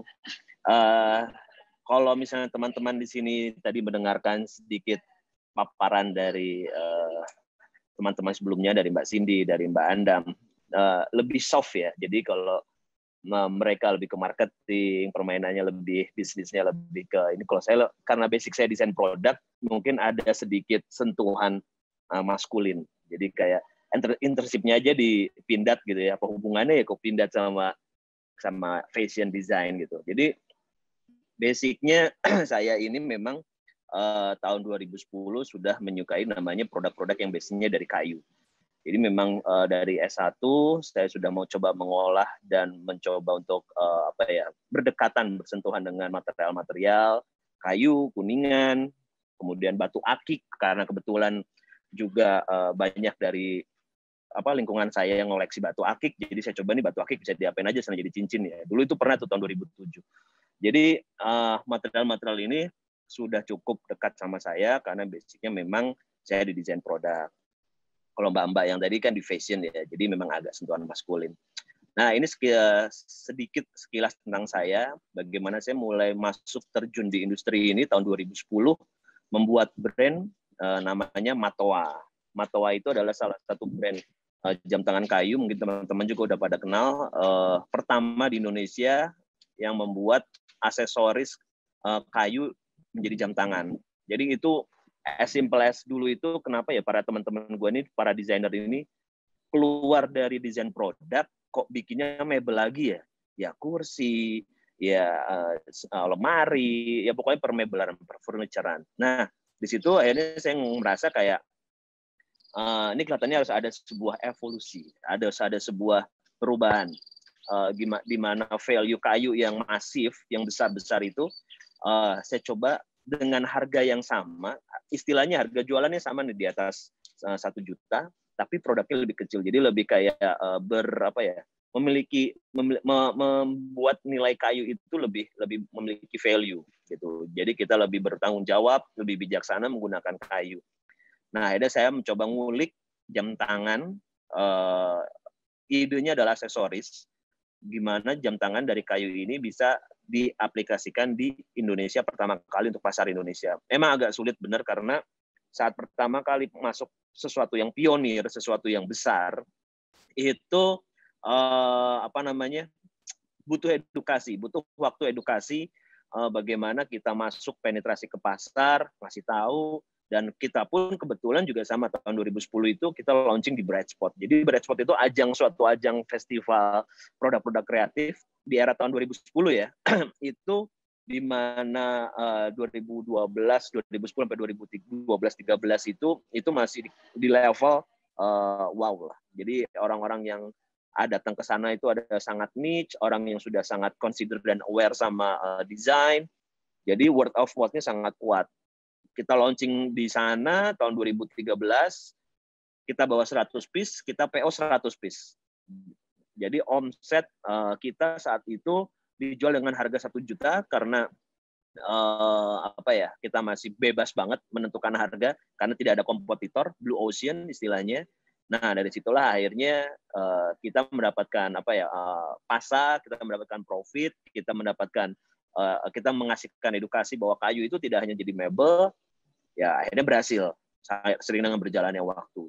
Kemudian tahun 2015, dengan 5 tahun saya berada di Matoa, saya sebagai co-founder dan head designer-nya Matoa saat itu, 5 tahun akhirnya saya mengeluarkan diri, cabut, karena nanti mungkin akan singgungannya di mana apa bedanya seorang entrepreneur atau creative planner sama seorang pembisnis. Nah, mungkin itu lebih dalam di mana itu akan masuk ke etik bisnis gitu. Jadi seorang pembisnis itu harus memiliki etik bisnis yang menurut saya harus, tadi kalau kata Mbak Andam, integrasinya sangat banyak.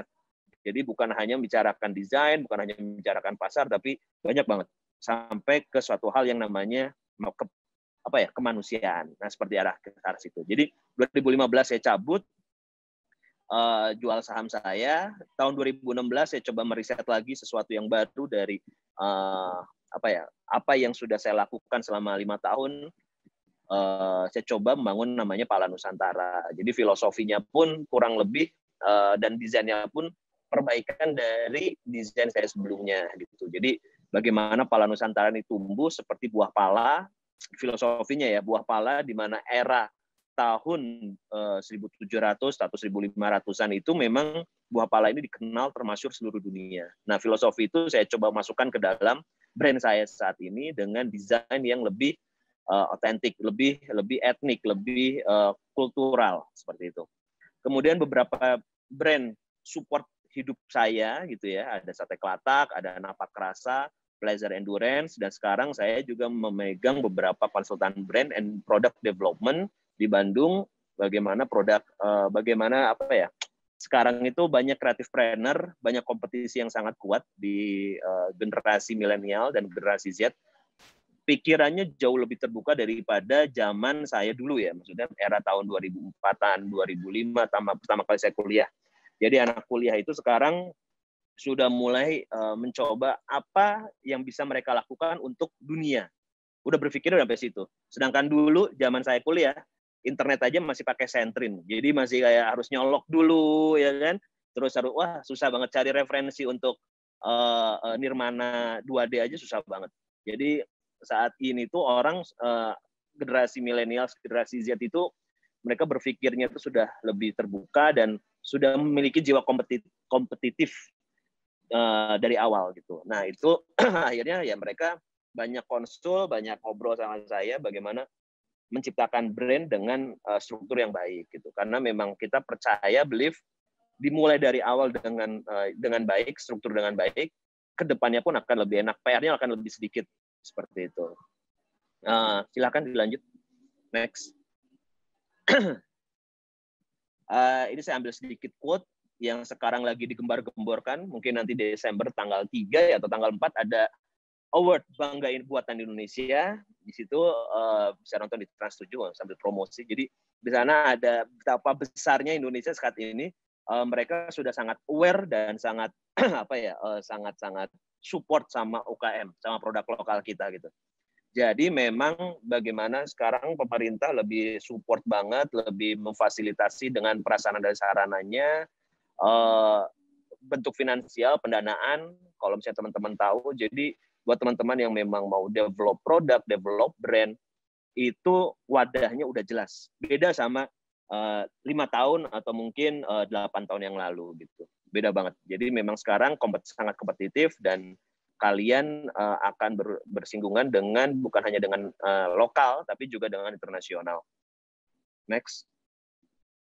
Di sini faktanya, saya memberikan sedikit fakta bahwa UKM di Indonesia itu sampai detik ini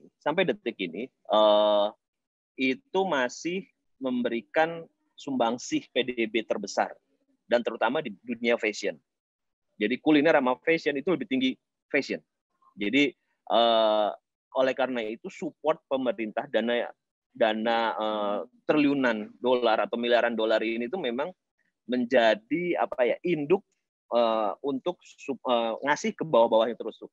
Jadi nanti ada Kementerian Pariwisata, Kementerian Perdagangan dan sebagainya, itu sangat mensupport fasilitas para UKM.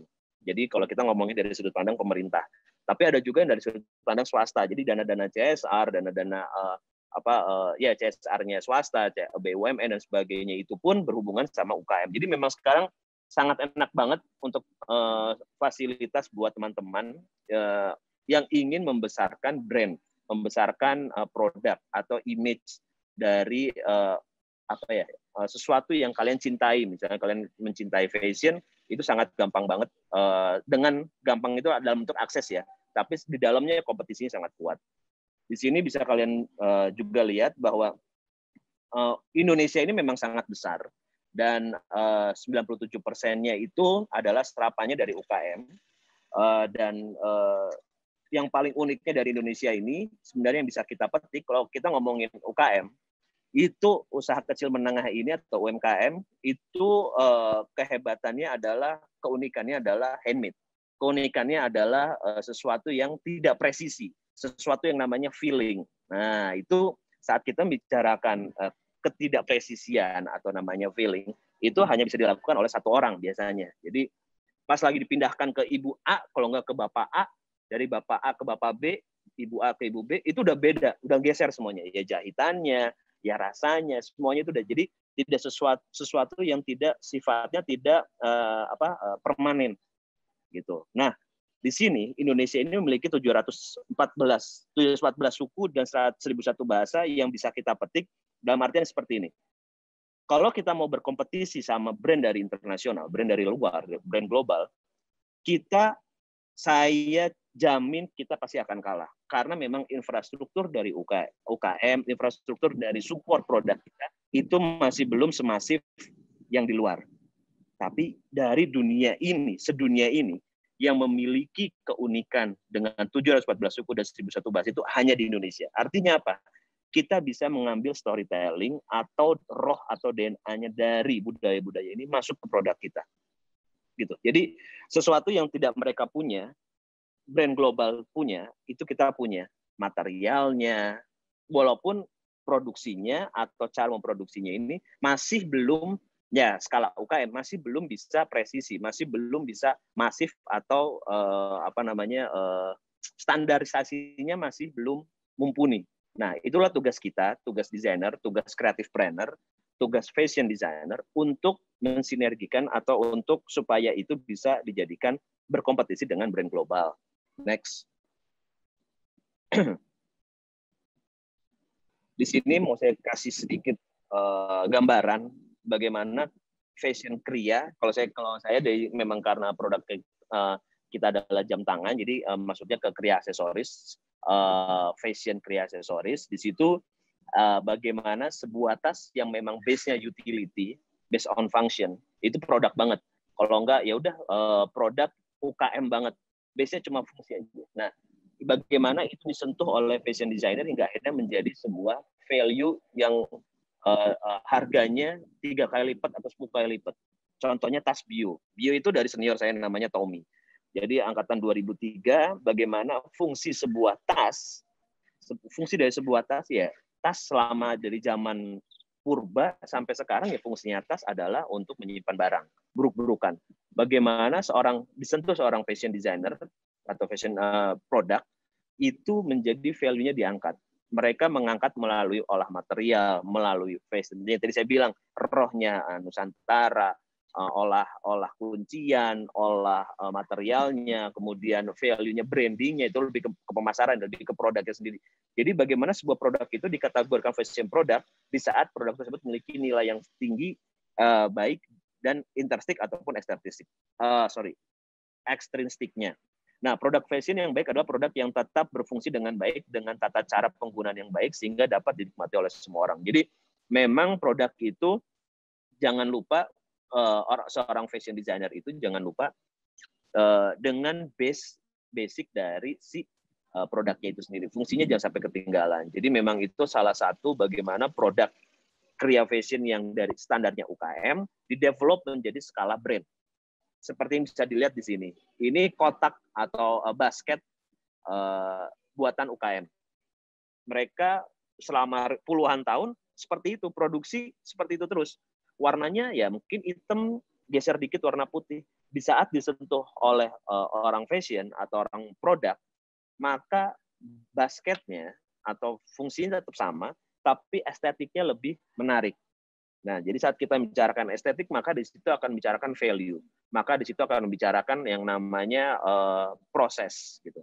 Bagaimana proses pembuatan brand dan desain eksotik khas Indonesia? Nah, kita harus bisa mengidentifikasi dari fakta-fakta yang tadi saya paparkan. Jadi memang Indonesia ini dari Sabang sampai Merauke itu punya roh DNA yang bisa kita ambil, kita jadikan, kita berikan masukan ke produk kita. Bagaimana sebuah UKM di setiap daerah itu kita tatar, kita berikan edukasi untuk menciptakan sebuah brand. Dan memang benar, tadi kata Mbak Andam, sebuah brand itu tidak cukup hanya membicarakan mendevelop produk, tetapi juga harus membicarakan finansial, membicarakan struktur perusahaan, ada orang marketing, ada orang sales, dan sebagainya. Nah, itu adalah teamwork. Kalau UKM, kalian akan mudah membedakan bagaimana UKM dan brand itu bisa muncul, bisa compete di sebuah ranah sekarang market yang sekarang global. Nah, UKM itu akan cenderung dia single factor. Jadi dari mulai menciptakan produknya sampai ke shipping, mostly mereka hanya 1 atau 2 orang dikerjakan. Dan itu menurut saya nilainya adalah UKM. Jadi mereka single factor. Jadi dia mulai bikin sendiri sampai ke JNE sendiri, nge-bubble wrap sendiri. Nah, itu UKM. Nah, kalau bahasa saya adalah seniman atau cowboy. Jadi sistemnya masih cowboy. Nah, saat kita masuk scale up menjadi sebuah brand, maka kita butuh teamwork, butuh plot-plot, semuanya harus diisi nih, structure ini harus diisi semuanya. Bagaimana kita komunikasi, kita bagaimana sebuah brand ini bisa develop, strateginya seperti apa, bagaimana produk ini bisa kompetisi dengan produk lainnya. Next. Di sini ada poin-poin yang saya paparkan sedikit tentang UKM dengan brand. 1, untuk UKM itu produk masih dibuat dengan tangan yang terampil. 2, produk tidak memiliki standar dan kualitas yang global. 3, proses produksi masih belum distandarisasi. material menggunakan paling dekat dengan pengrajin, jadi belum ada beberapa olah material kayak misalnya bambu dengan kuningan seperti apa sih. Jadi memang pure puluhan tahun itu seperti itu terus. Tiker, ya udah tiker Tasik misalnya, itu ya udah seperti itu terus, tidak ada olah material dan sebagainya. Tidak ada perpaduan material oleh bentuk, visual design masih sederhana, hanya mengutamakan fungsi, mengutamakan quantity daripada quality dengan waktu produksi yang lama, tidak memiliki label branding di perusahaannya atau di produksinya. Jadi mostly UKM itu hanya menciptakan repetisi selama bertahun-tahun, dan mereka yang sebenarnya paling mengkhawatirkan adalah mereka dipres harganya oleh para buyer, bagaimana mereka bisa menciptakan produk kayak misalnya di sini ada teh gopek, itu si ibu itu bertahun-tahun bikinnya itu terus, walaupun dia jadi seorang makers yang handal untuk bikin teapot, tapi bisnisnya secara value tidak meningkat. Berbeda dengan brand. Di sini poin-poin tentang brand saya coba paparin. Produksi masih dibuat dengan tangan yang terampil, masih sama dengan UKM. Produk memiliki standar dan kualitas global, bagaimana produk ini bisa distandarisasi, yang tadi saya bilang, dan bisa dinikmati oleh pasar global, pasar atau market di luar. Proses produksi telah distandarisasi, perpaduan material sudah dapat dilakukan, jadi ada kuningan dengan kayu, bambu dengan kayu, terus resin dengan logam, seperti itu. Kemudian visual design global mengikuti tren pasar. Jadi ada seorang marketer yang pasarnya Korea seperti apa sih, pasarnya Indonesia saat ini seperti apa sih, dan lebih spesifik lagi usianya berapa untuk siapa dan sebagainya.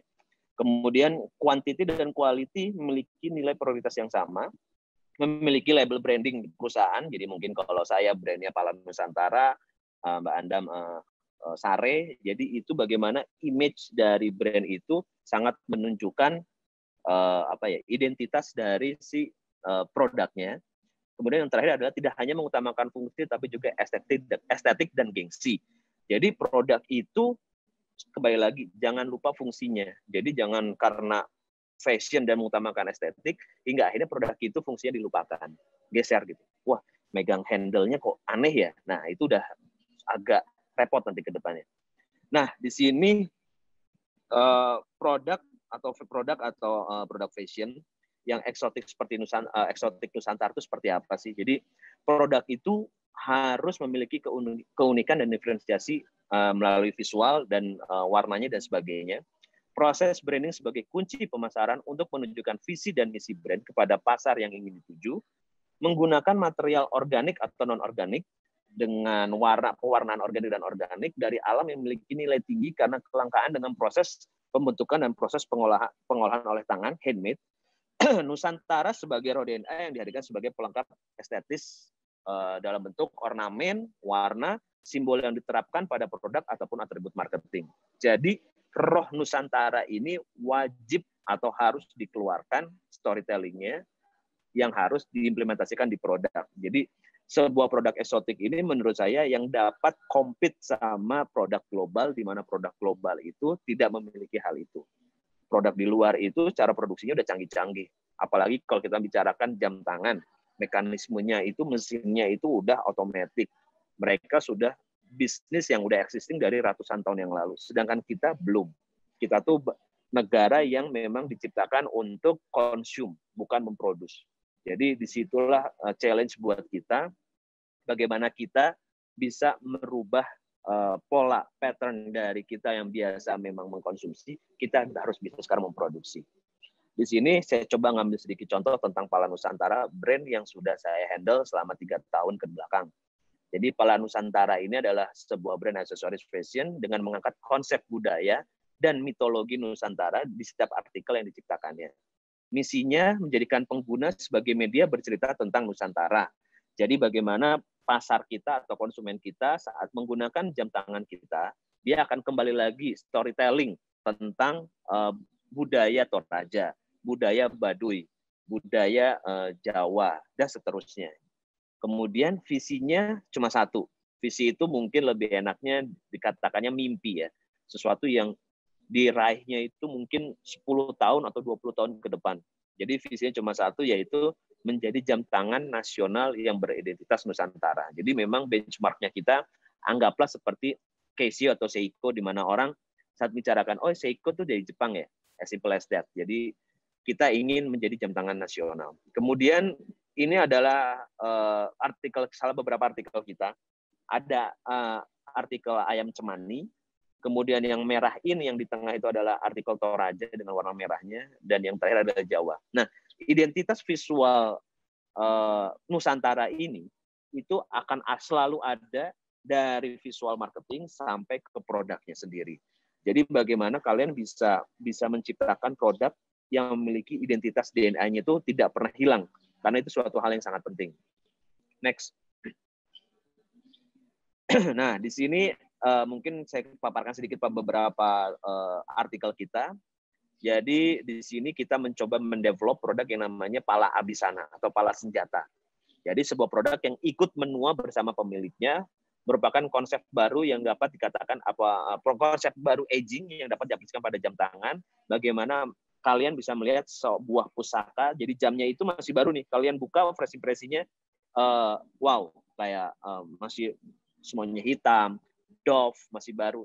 Tapi kalian pakai setahun atau 2 tahun, dia akan mudar warnanya, dia akan aging, kuningannya akan muncul seperti Converse. Jadi mood ini yang saya bawa di jam tangan, bagaimana sebuah emosional antara produk dengan usernya itu jadi sangat terikat, jadi sangat kuat.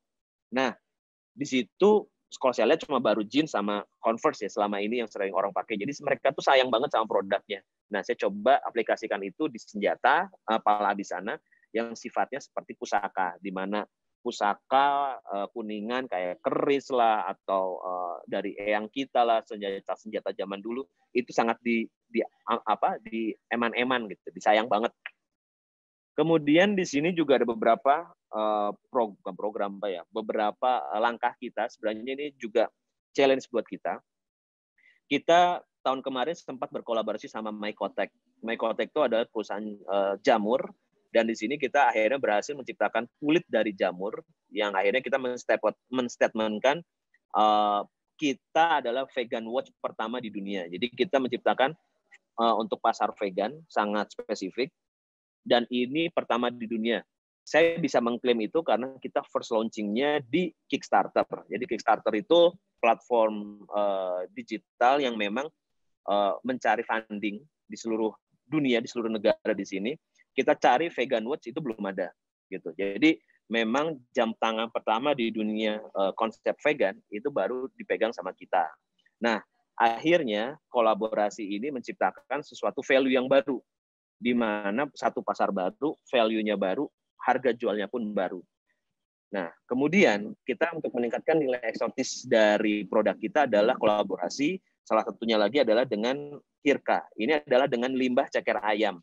Jadi kita menciptakan kulit dari limbah ceker ayam, kulit dimsum, gitu ya. Jadi memang bagaimana kalau mungkin di luar ceker ayam itu dia dibuang ya, kita nggak dikonsumsi. Nah, di kita itu ceker ayam dikonsumsi. Nah, kulitnya itu banyak di pasar-pasar yang akhirnya dibuang. Nah, memang ada proses ini. Biasanya kita beli lembaran langsung jadi.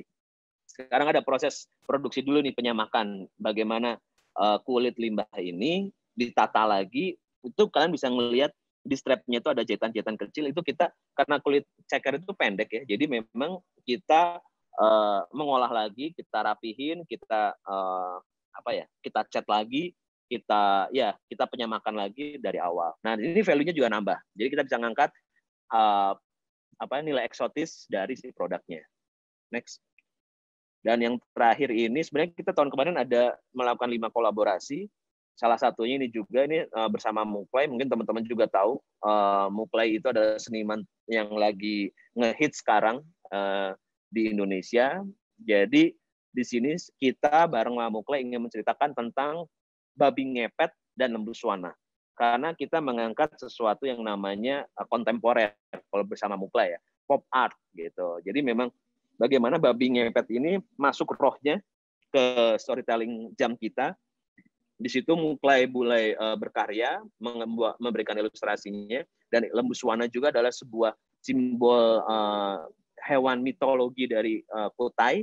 Kita masukkan juga ke dalamnya. Jadi di sini memang tujuannya kembali lagi ke misi kita. Bagaimana kalian atau pasar saat menggunakan jam tangan kita, lu bercerita. Babi ngepet tuh gini-gini. Nah, di dalam packagingnya pun ada ceritanya. Jadi orang itu akan benar-benar tahu lembu swana itu apa, babi ngepet itu apa, prosesnya gimana sih untuk ngepet, bagaimana sih dulu ceritanya si lembu swana ini bisa hidup di kerajaan Kutai, bentuknya tuh mukanya gajah, tangannya harimau, kayak gitu-gitulah. Jadi mitologi kita coba angkat. Lanjut. Nah, di sini ada exposure event. Jadi ini adalah salah satu strategi sebenarnya. Salah satu strategi kita itu kita berangkat dari sesuatu yang nol menurut saya. Karena tahun 2016 dulu tuh saya masih UKM, kita hanya berdua, sama mungkin kayak Sari juga, kita hanya berdua dan semuanya dikerjain ya sendiri. Dari produksi, saat itu produksi masih vendor, sampai akhirnya kita mengkolek, kita merakit sendiri, sampai akhirnya jadi ke shipping gitu. Ke JNE pun kita nge-bubble wrap sendiri.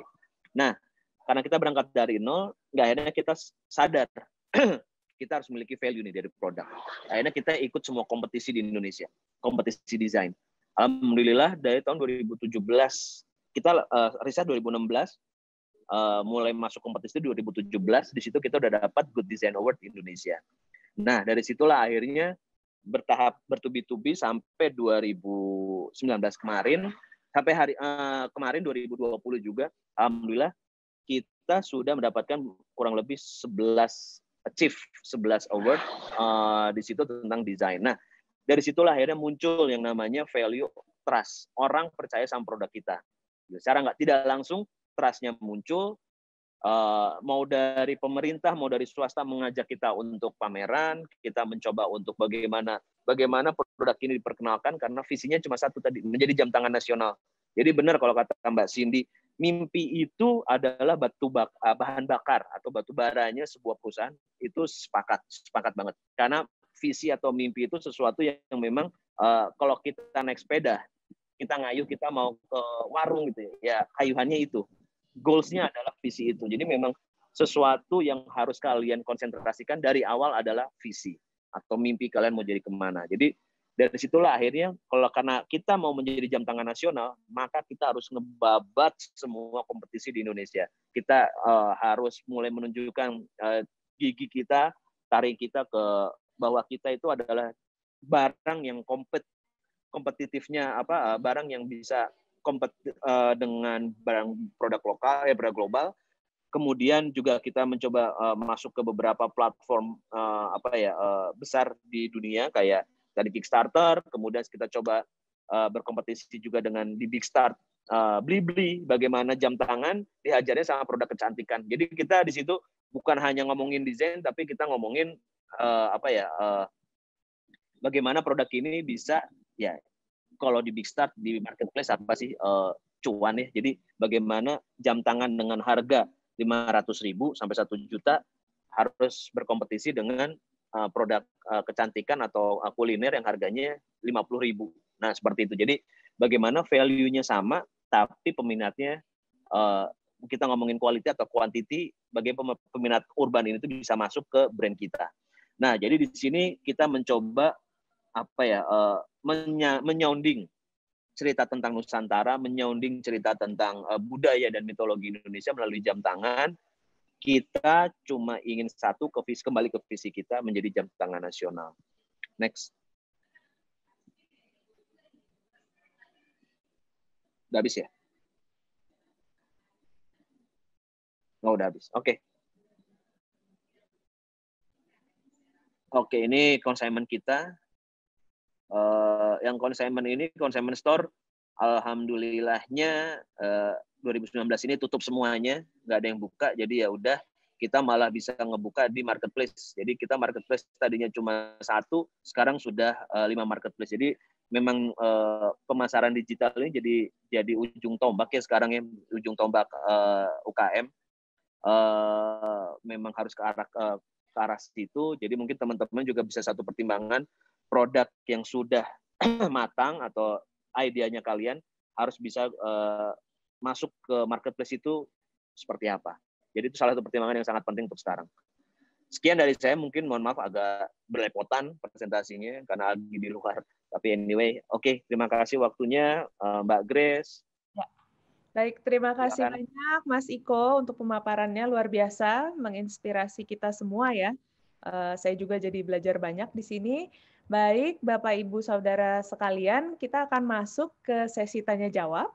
Saya akan ingatkan lagi, akan ada hadiah menarik dari Evolusia bagi para penanya yang beruntung. Jadi silakan tuliskan pertanyaan pada kolom chat atau bisa menggunakan fitur raise hand untuk bertanya secara langsung. Sebelumnya, saya akan membacakan, sudah ada beberapa pertanyaan di kolom chat. Mungkin ini saya akan membacakan pertanyaan untuk ketiga narasumber. Ya, dari Axel. Pertanyaannya adalah, tantangan apa dalam awal merintis brand masing-masing, khususnya dari segi bisnis, marketing, dan juga manajemen? Karena mungkin kalau dilihat ketiganya berasal dari basic design. Lalu, bagaimana cara menemukan core market atau niche market? Apakah ditentukan menjadi sasaran sejak awal atau ditemukan along the way dalam berbisnis? Pertanyaannya kurang lebih seperti itu. Silakan siapa yang mau duluan menjawab, Mas Iko, Mbak Andam, atau Mbak Cindy? Perlu saya tunjuk? Oh, Mbak Andam kayaknya... deh, saya tunjuk tangan. Mbak Andam sudah menyalakan mikrofon. Silakan, Mbak Andam. Tantangan kita di awal itu sebenarnya kita tuh kan jualan piyama premium ya. Jadi harga piyama kita per set itu bisa sampai 600-700. Nah, tantangannya sebenarnya gimana caranya jualan piyama premium online. Sedangkan orang itu kan perlu touch and feel kan gitu, kayak kenapa nih harganya jadi segini gitu kan. Nah, waktu awal-awal kita yaitu jadi educating market gitu. Nah, pertama sih kita kalau dari segi foto, kalau online memang udah nggak bisa compromise ya, karena kayak kalau kualitas fotonya nggak bagus, nggak menarik tuh emang, karena itu media jualan kita gitu, jadi mau nggak mau itu harus dijaga banget. Kedua, kita juga kita waktu itu ya sampai sekarang kita juga belum punya offline store sendiri, tapi kita banyak kerjasama dengan offline store lain dengan sistem konsinyasi supaya orang itu bisa nyobain produk kita gitu. Karena kita sebenarnya cukup pede nih kalau misalnya orang tuh pegang produk kita, mereka pasti suka. Tapi gimana caranya untuk mereka bisa sampai memegang dan mencoba gitu.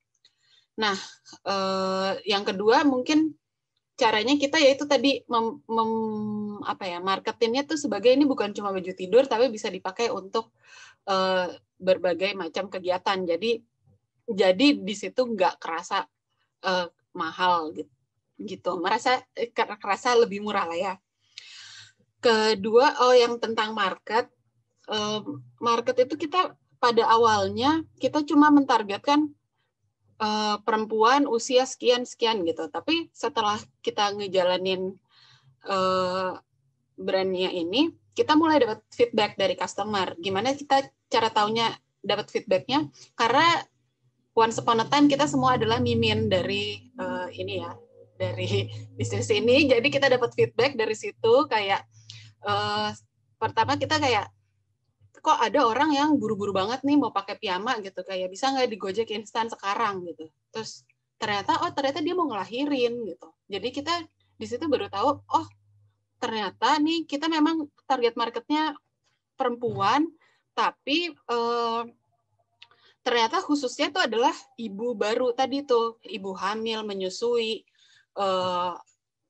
Itu tuh ternyata kebutuhannya juga banyak gitu, kayak mereka harus pakai baju yang breastfeeding friendly gitu, harus pakai bahan yang nyaman karena kan ditemplokin anak 24 jam gitu kan pasti panas gitu. Nah, jadi itu sesuatu yang nggak kita rencanakan dari awal, tapi ternyata along the way kok jadi spesifik ke situ gitu. Gitu dari saya. Terima kasih Mbak Andam. Selanjutnya silakan Mbak Cindy atau Mas Iko mau duluan menjawab. Jadi saya ulang lagi, kurang lebih tantangannya ya dalam merintis brand masing-masing, segi bisnis, marketing management, dan juga selanjutnya adalah menemukan core market atau niche market, apakah ditentukan dari awal, disasar sejak awal, atau ditemukan along the way. Silakan Mbak Cindy. Oke, jadi ini kira-kira beberapa tantangan yang aku alamin pas awal banget aku mulai bisnis ini. Jadi karena awalnya yang aku tadi bilang, aku tuh udah nerima project dari beres wisuda, di mana beres ujian akhir, sebelum wisuda, di mana aku nggak punya pegawai. Itu tantangan awalnya tuh yang nggak disangka-sangka. Ternyata karena ini kan custom made ya, jadi aku bikin custom untuk setiap orang yang badannya tuh berbeda-beda. Yang aku pikir satu pola tuh bisa aku gunain untuk berbagai tipe badan, itu ternyata tuh enggak seperti itu. Itu tuh benar-benar challenge banget, dan teori yang aku pelajarin dari buku pada saat kuliah itu, pada saat eksekusi di kenyataannya tuh nggak semudah itu gitu, karena tiap orang tuh challenge-nya tuh beda-beda. Ada yang aku bisa bilang mungkin bagian dadanya tuh besar banget, tapi pinggangnya tuh kecil banget. Yang kalau kita bayangin dada besar, pinggang kecil itu buat cewek top banget. Tapi kenyataannya tuh kadang-kadang pada saat mau produksi baju tuh nggak segampang itu gitu. And then yang kedua lagi yang menurut aku agak lumayan sulit pada saat awal-awal adalah material. Jadi aku berpikir bikin gaun pengantin itu mungkin paling gampang kita sebut satin lah. Tapi satin itu ternyata banyak banget jenisnya, cara jahit dan teknik eksekusi untuk menjadikan si kain itu jadi baju tuh ternyata beda-beda gitu. Cara menghadapi kain itu juga beda-beda. Mungkin satin jenis A dan satin jenis B itu pada saat mau dijadiin produk itu caranya tuh beda gitu. Dan itu yang aku banyak error sih di awal gitu. Aku banyak belajar banget. Lalu yang lagi lumayan agak sulit itu pada saat awal adalah menemukan trust ke klien, kalau mereka tuh trust gitu. Kalau nih gue punya desain seperti ini. Ini tuh bagus buat kamu gitu, ini bagus gitu, ini tuh bakal jadi tren nantinya. Tapi orang tuh kadang belum, pada saat awal tuh nggak segampang itu gitu, karena mereka masih lebih percaya sama desainer yang lebih lawas, dan itu wajar banget gitu, Tapi pelan-pelan itu dibangun, dan akhirnya ya puji Tuhannya ya sekarang mereka bisa lebih percaya gitu sama desain kita. Lalu kalau untuk target marketnya, karena memang dari awal aku udah punya visi, aku tuh senengnya tuh fashionnya tuh lebih ke wedding, bridal, sesuatu yang lebih cantik, yang apa ya, lebih princess lah bisa dibilang pada awalnya. Jadi memang udah ada sih, tapi untuk menentuin lagi target marketnya tuh bride-nya tuh yang menengah atas, atau mungkin tengah, atau mungkin target marketnya menengah agak ke bawah, itu memang harus sambil jalan juga gitu. Aku punya impian sih, memang target market aku mau ke sini gitu, tapi ya menurut aku ya aku alamin gitu sambil jalan sambil terjun gitu. Karena kadang-kadang dulu sih pengennya target marketnya yang kelasnya tuh yang kelas A gitu, paling tinggi, paling kayaknya enak, kayaknya gampang, kayaknya bisa bikin bajunya bagus-bagus karena budgetnya tinggi. Tapi kenyataannya kan untuk berjalan ke arah situ kan harus pelan-pelan gitu. Nah itu kira-kira lah. Oke, siap. Terima kasih. Jadi along the way ya, maksudnya ya tidak bisa, pada akhirnya mungkin kita menentukan dari awal, tapi pada perjalanannya bisa berbeda gitu ya. Ya, bisa kayak begitu. Oke, terima kasih Mbak Cindy. Selanjutnya Mas Iko, bisa ditanggapi tantangan di awal dan juga menentukan target marketnya. Silakan. Mas Iko, ya silakan. Halo.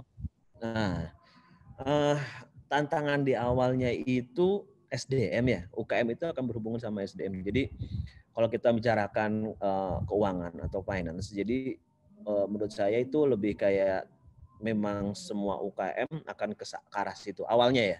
Tapi itu menjadi trigger buat kita semakin kreatif kalau ngomongin finance. Jadi mungkin kita bisa ngerangkul teman-teman kita atau cari investor dan sebagainya. Nah, tapi yang paling sangat susah itu adalah UKM karena SDM, karena di UKM itu orang masuk keluar lu udah bareng sama mitra bisnis lu atau mitra kerja atau mungkin sama pegawai yang udah di training selama 2 bulan, 3 bulan gitu ya. Tiba-tiba dia nggak cocok dengan duitnya, keluar lagi. Jadi keluar masuk tuh sangat cepat banget. Nah, itu karena memang kita awalnya saya pengen bikin ini sebuah industri ya. Jadi bukan manufaktur, jadi bukan bisnis modal bisnisnya bukan modal bisnis seniman. Jadi di situ kita memang dari awal sudah mencari 5 sampai 10 orang karyawan di awal. Pokoknya saya ada modal nekat, sebenarnya yang paling penting adalah berani kan. Jadi modal nekat di situ, tapi ternyata ya itu keluar masuk itu tantangan yang paling besar. Nyari orang itu ternyata nggak semudah itu. Apalagi kita ngomongin craftsman, jadi orang yang butuh pekerjaan belum tentu tangannya hidup. Nah itu harus dilatih lagi. Kita udah ngelatih 3 bulan, udah 5 bulan, dia minta keluar karena kesedot sama brand kuliner yang franchise-nya besar itu. Jadi wah ya mau gimana lagi ya kalau udah kayak gitu ya. Jadi memang loyalitas itu nomor 1. Kemudian ngomongin pasar sebenarnya ya semua orang siapa sih yang nggak mau dapat pasar yang kelas A gitu ya, yang kemampuan belinya itu 1 juta ke atas, 2 juta gitu satu produk, marginnya kita juga bagus. Tapi ternyata dengan pengen pasar kelas A itu brandingnya pun harus A ternyata. Jadi kekuatan marketing kita, branding kita tuh karena tadi pentok sama uang lagi ya, finansial. Jadi kita belum ada sampai di situ sebenarnya. Jadi kita mau nggak mau kita harus kreatif, bikin sesuatu yang bisa dinikmati oleh semua pasar kan. Maksudnya akhirnya ya pasarnya jadinya ke B, A, B, bahkan mungkin ke C. Tapi ternyata disitulah emas itu berada gitu. Jadi sesuatu yang sangat kuantitinya sangat banyak itu, masif itu ternyata bukan berarti mereka tidak memiliki gengsi atau sesuatu yang pengen dia pamerkan sama teman-temannya. Oh ternyata cara marketingnya tuh lebih mudah dan lebih gampang daripada pasar A, untuk nge-grab pasar A. Nah dari akhirnya di situ seiring dengan jalan waktu 8 bulan terus hampir setahun, kita cobain A, nyata nggak kena di A ini gitu. Ada yang salah nih. Akhirnya kita geser dikit, masuk ke pasar B, BC itu lebih cepat penetrasinya. Ya udah, kita steady di situ terus sampai sekarang. Mungkin lebih enak ya, penting dapur ngebul dulu ya. Mungkin someday setelah brandnya ini udah besar, kita udah semakin matang dengan development produknya, kita bisa nge-reach pasar A gitu. Mungkin seperti itu. Oke, terima kasih banyak Mas Iko. Kita langsung next ya, melihat waktu sudah sangat terbatas. Next pertanyaan adalah bagaimana survive di industri fashion khususnya gitu. Jadi mungkin bisa saya tambahkan adaptasi kali ya, adaptasi dari Mas dan Mbak yang Mbak lakukan gitu saat pandemi khususnya mungkin ya. Ya biar relate gitu dengan kondisi saat ini. Jadi langkah-langkah atau tips-tips atau cara apa yang dilakukan untuk survive dan juga beradaptasi gitu dalam industri. Silakan. Siapa dulu? Mas Iko mungkin. Lanjut. Ya, boleh. Silakan. Biar ini. Nah, kalau menurut saya untuk survive tadi yang saya bilang di presentasi saya terakhir itu kita pivot dari yang offline jadi online. Jadi saat kita ngomongin online, kita harus punya structure ya persiapan orangnya sama persiapan produksinya kita juga harus masif ya. Karena itu ngomongin kredibilitas lah brand. Kalau misalnya lu udah masuk online dan ternyata produksi kalian sedikit, terus lama, terus packagingnya hancur sampai itu juga nggak bagus juga. Persiapannya itu satu, pindah ke online. Kedua, saat kita udah ngomongin quantity, artinya kita harus ngomongin life cycle produknya, LCP-nya harus cepat. Jadi LCP kita semakin cepat, semakin bagus. Memang digenjotnya di progresifnya itu di R&D. Jadi R&D ini kita harus punya orang-orang yang memang kompeten untuk menciptakan desain sebulan, 2 bulan sekali. Jadi kita harus compete terus supaya kita ya itu saat kita masuk ke market global atau marketplace juga memang paling penting itu menurut saya R&D. Jadi itu salah satu survive itu marketplace, online sama R&D. That's all. Sisanya tinggal ngomongin marketing ya masuk ke pasar dengan harganya berapa, mau range dari berapa rupiah gitu.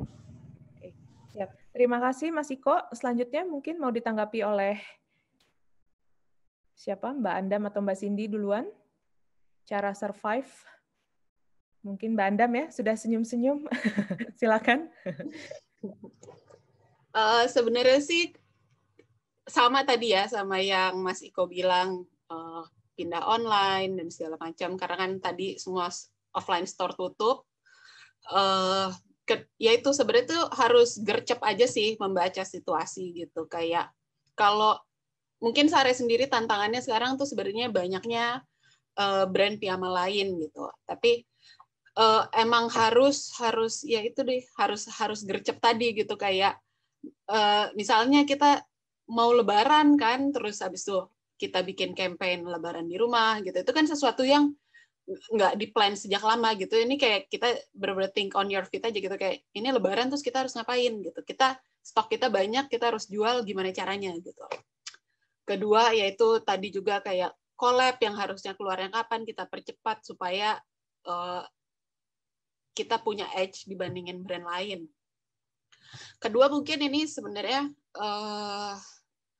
hal yang kayak paling males dipikirin desainer kali ya, yaitu cash flow.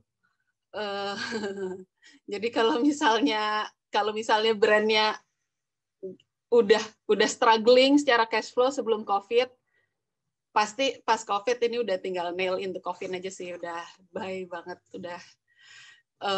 Jadi itu tuh sebenarnya sesuatu yang mesti dipikirin dari awal. Maksudnya dari awal, kita tuh juga nggak melakukan itu ya. Kita juga tipe yang pokoknya jalan aja dulu gitu.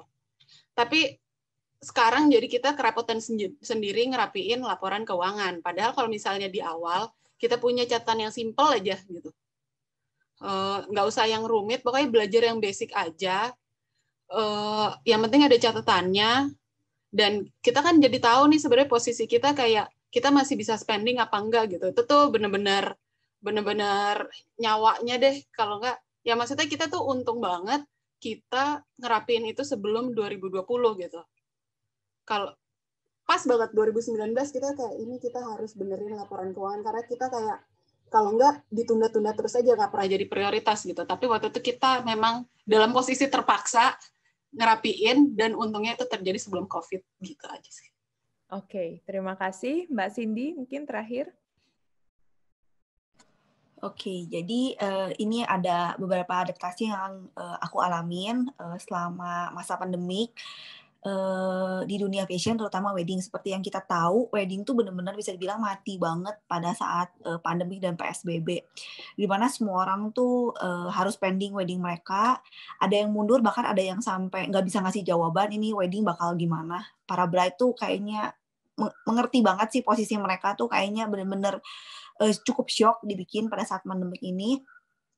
Dan yang aku alami waktu itu pada saat awalnya memang aku agak sedikit terima orderan juga untuk memenuhi kebutuhan APD, masker dan baju APD, karena pada saat itu aku pikir selamatin dulu pegawai itu pada saat itu. Yang penting pegawai itu selamat dulu aja, yang pertama.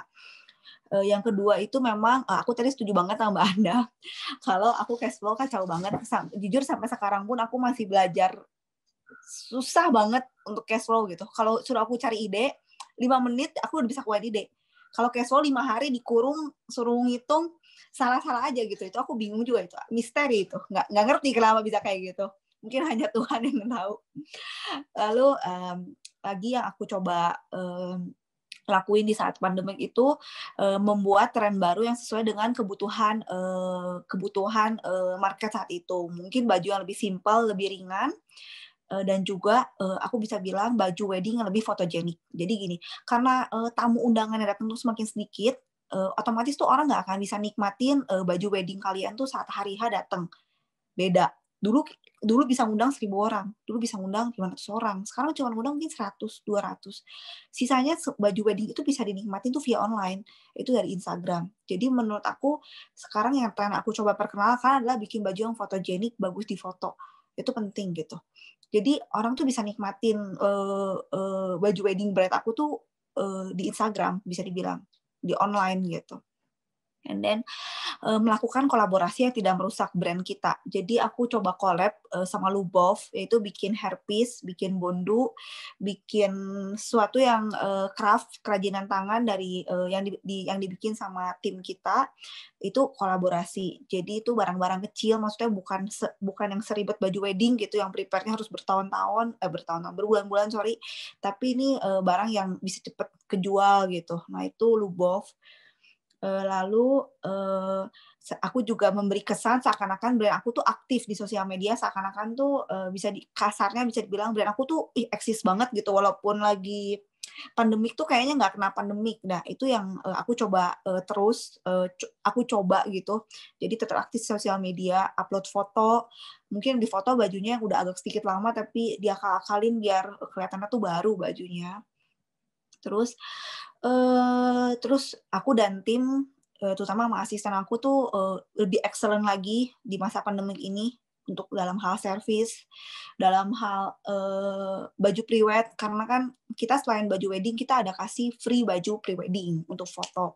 Dan di mana dulu baju pre-wedding tuh yang ready stock. Nah kesempatan ini kan pandemi nih, tukang jahit bisa dibilang sedikit agak kosong. Nah, baju pre-wed yang tadinya klien itu dapat yang ready, aku bonusin lah beberapa yang baru. Jadi kesannya tuh, oh Cindy Tandia tuh ngeluarin baju baru ya, ngeluarin baju baru. Padahal itu hanya bonus yang aku kasih buat klien gitu.